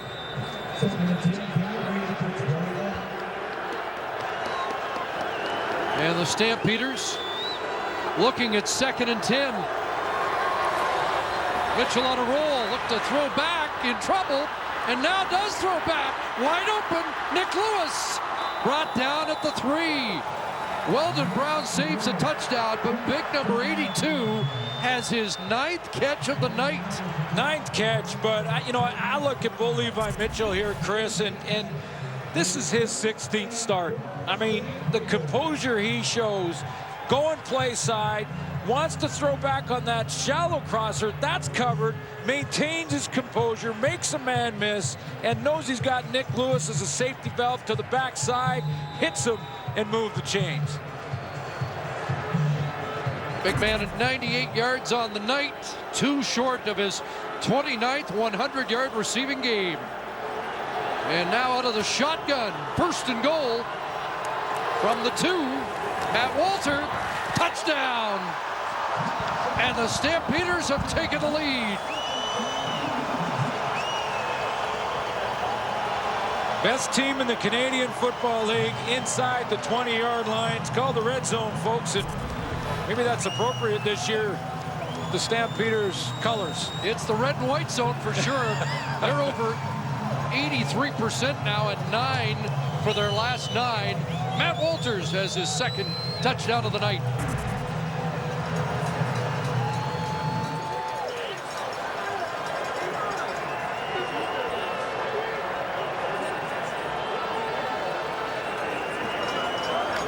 Paredes adds the extra point. Stamps up by 3.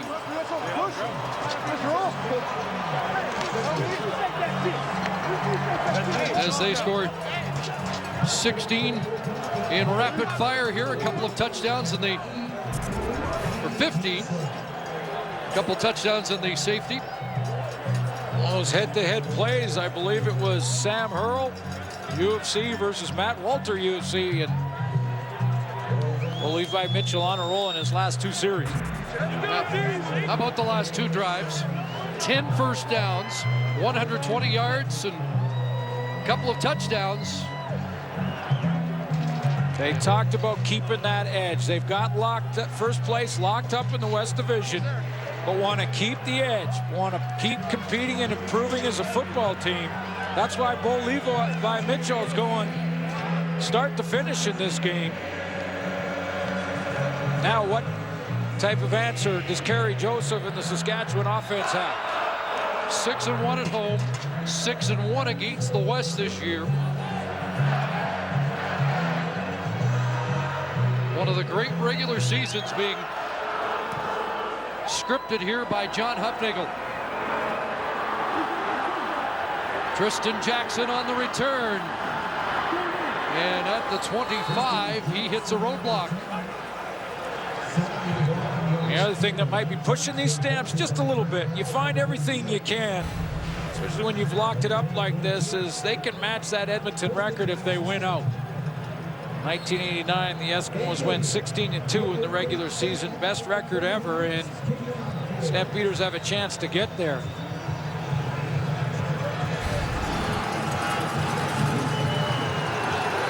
But they're thinking about that West final last year more than anything. Far from done here. Double tight ends.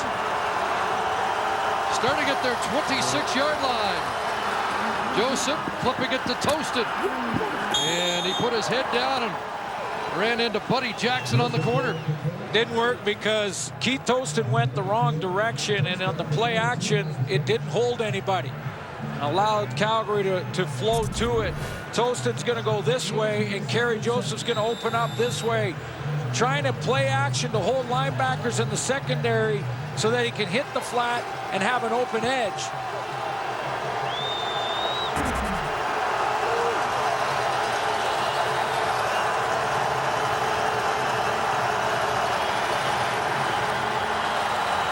Joseph has time downfield, easy pickings. Jamar Wall with the interception. Down inside the 20 and to the end zone, touchdown.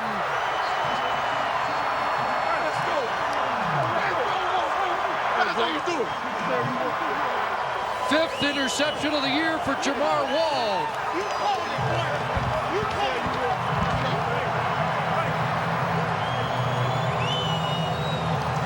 First half, Kerry Joseph made one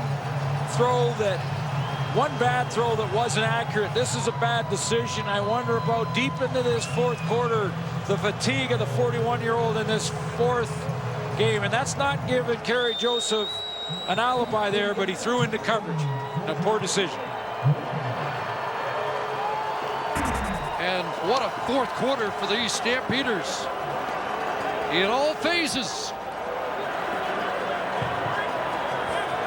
Trailed by 12, and now they're up by 10. Well, and Kerry Joseph goes to the well once too many times here, because Rob Bagg's been running that change motion where he comes inside and then he runs that corner route. Well, Jamar Wall saw that in the first half a ton, and this time he just plays the play and reacts to it. He sees that change motion to Rob Bagg, and he says, okay, I know what you're running because I've seen it in the first half. He runs underneath it, and as I talked about, there's the double coverage that turns out to be that Kerry Joseph just has to throw that into row 4.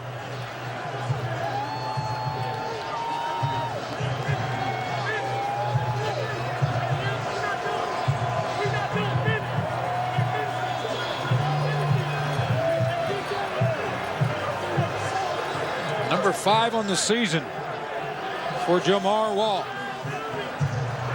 Boy, so many people contribute week in and week out for these Calgary Stampeders. And Jamar Wall, who's played in every game at defensive halfback, steps up here, 5th interception. And he's telling everybody how he got to the end zone.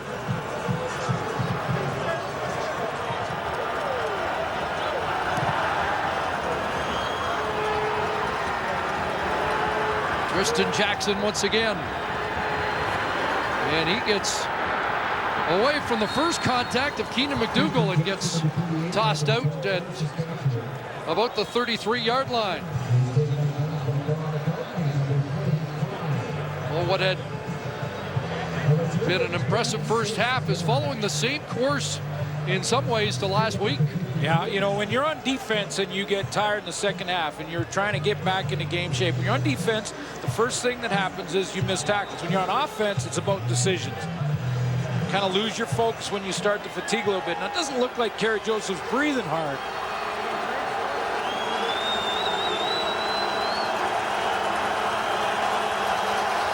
Needs to score on this drive to get back in it. Wide side out on a rope to Rob Bagg, but Brent Bennett's on the scene, and it's a short gain.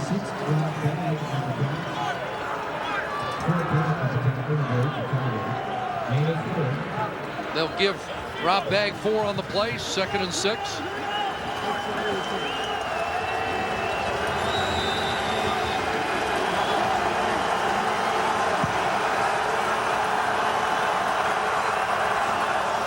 showing pressure. Joseph underneath. Ball is intercepted. This time it's Brandon Smith, and he might score. He'll get caught from behind by Ryan Smith. But Calgary's defense has carried Joseph befuddled down. Pressure coming from Juwan Simpson and Deron Mayo. And a great play from the secondary to get that ball tipped up in the air. Here's first the pressure. It's going to be a little bit of a stunt from Juwan Simpson. And Deron Mayo comes inside. Again, working on the interior of that offensive line. But there's the great jump by Brandon Smith. Pops it up, jumps the route, and then gets the tip himself. Both the defensive halves have played every game for the Stamps this year. Believe this play still under review. You saw that ball pop loose at the end, and maybe they're just looking to make sure. Please reset the clock to 3 minutes and 41 seconds. They're going to reset the clock instead. Just checking, Jamar Wall with his first pick 6 of his career had a touchdown on a fumble recovery, and his counterpart Brandon Smith has his second interception of the year. Well, that's a career high for Jamar Wall. He had 4 last year. That's his 5th. And did this game turn in a hurry here in the fourth quarter? Boy, is it ever. Matt Walter inside the 15. Has it ever, Chris? And a couple reasons. One, the Calgary Stampeders are a 13-win team for a reason and have locked up first place for a reason because they have good players and are well coached. So you go into the fourth quarter with a lead does not necessarily mean anything. But take a look at the Saskatchewan side. And for the Riders who had the lead at halftime, stop running the ball in the second half. They have just 25 yards rushing in the second half. Keith Toston was not part of the process in this second half. They started throwing it, got into trouble with it, a couple of interceptions, and this thing has turned. 2nd and 6, back in the hands of Walter. And Walter surges ahead. A few extra yards that he looked like he was going to get. He'll be short. And it looks like the field goal team likely to come on as we hit the 3-minute warning. And it's been a stampede here in the fourth quarter. Corey Chamberlain didn't like the way his team responded or didn't respond after the kick return touchdown last week to start the second half. And they haven't dealt with the adversity Calgary's provided them here in the fourth quarter either. Paredes adding more to the total, 40-27. So a 13-point lead. Yeah, it has been unbelievable Calgary stampede in this fourth quarter. Bo Levi Mitchell got it going when he beat the safety blitz to Jock Sanders. Matt Walters, there's been some interceptions. Interesting play calling in the second half. Remember, the Riders had a 27-15 lead at the end of the third quarter.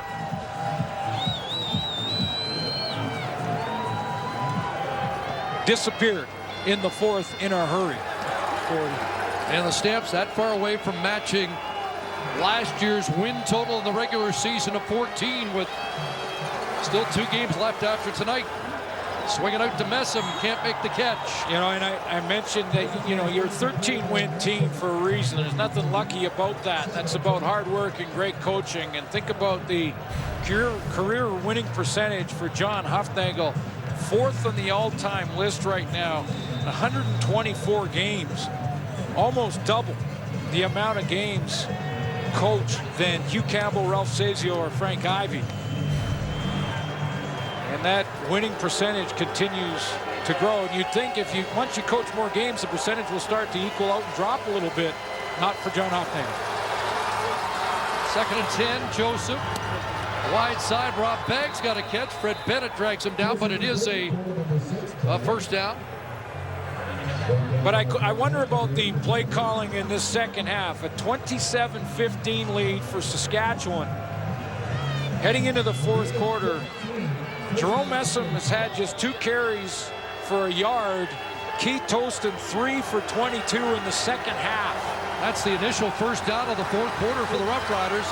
Pressure on, and catch over the middle. Ryan Smith buried after a short gain as Duron Mayo unloaded on him, and Ryan Smith is going to have to take a knee. You got a 41-year-old quarterback that, you know, when you go deep into a game, that fatigue could creep into it again. You've got pretty good running game in the first half and good balance. I just wonder about the play calling when you're only giving it to your backs with a 27-15 lead at the end of the third quarter 3 times.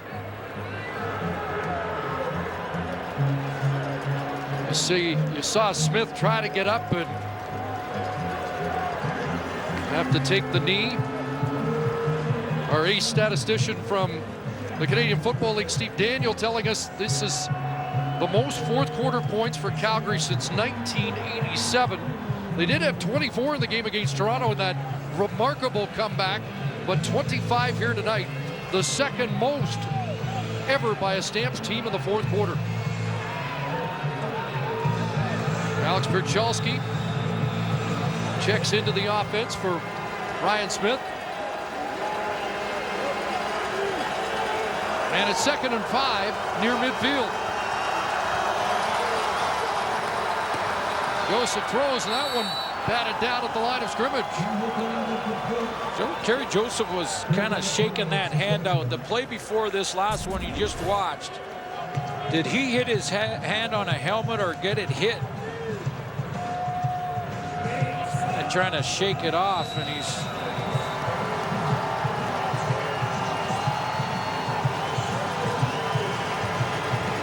like he hit his hand once last week. Last 5 passes, a couple of completions, 2 interceptions, and 1 incompletion. Flags fly, and like the Roughriders were offside. Well, you know, interesting. Last week, I mentioned at halftime that, you know, this guy exceeded expectations. 41 years old, 1 week of practice. Played a very good first half, and then started to, you know, struggle a bit in the second half. This Offside. week, Saskatchewan, number 6, 5-yard penalty. Timer, please reset the clock to read 1 minute 41 seconds. This week, gets a little bit more work, a little bit better shape as far as game shape goes, and he gets to the third quarter, and then it starts to fall apart. He's got to keep playing him.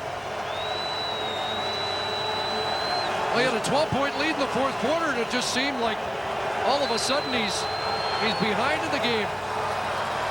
1 or 2 mistakes, and here he threads the needle, gets it into the hands of Rob Bagg into Calgary territory. But let's give some credit to this defense in Calgary, because they, you know, at the beginning of the game, I thought there may be a step behind, but Rich Stubler must have had a little talk with them at halftime and got them coming out in the second half playing good football. Plus, they've adapted. They've seen what Kerry Joseph wanted to do and what he was having success with in the first half, and they adapted to it. Sending pressure here, look out. Joseph stands up and gets it away, and Perchalski, does he make the catch? Waiting for a sign, because that would be his first Canadian Football League catch. Stampeders were trying to wave it off, but the U of T product, I believe, held on. Well, let's take a look. Rolling on the field is a completed no. Well, let's take a look. I'm not sure if, like, that might have hit the turf. Will we get a challenge from John Huffnagel? Another look from this angle. He used the ground to pin it. I don't think that's a completion. Kerry Joseph doesn't snap the ball here quick. Better get the... They do get it away. So no challenge, which is a surprise. Rob Bagg's got another catch. Yeah, that wasn't a catch. By Fred Bennett. That wasn't a catch, and John Huffnagel didn't hear in time to throw the challenge. Oh, it is a catch now, and it's his first. Yeah, once you snap it, the next one you can't. It's over now. Had 149 of them in the CIS with the Varsity Blues. Pass to Getzlaff. He'll step out, stop the clock, just under a minute to go. Roughriders need a touchdown and a chance to get their hands team out. Really needed touchdown on this throw to conserve some time as well. Trying to avoid a 5th consecutive loss. And their 4th consecutive defeat on the road. The bye week, and then they finish at home one more against Edmonton.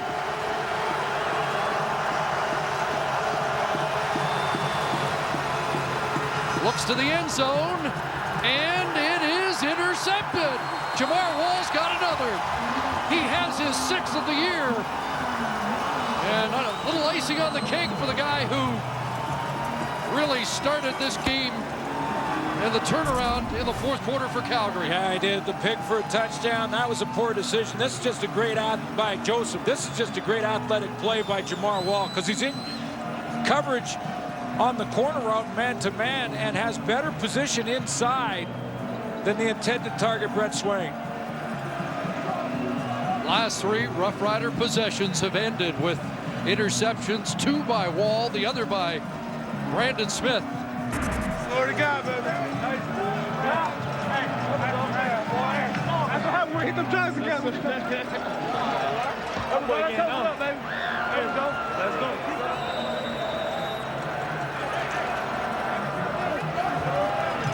So John Hufnagel's Stampeders will move to 14-2.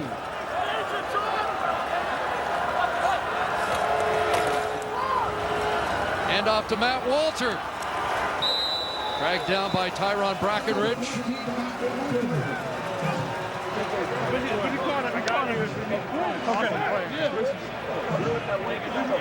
Stampeders now a +16 in the turnover category to lead the league. The Rough Riders drop to a +5.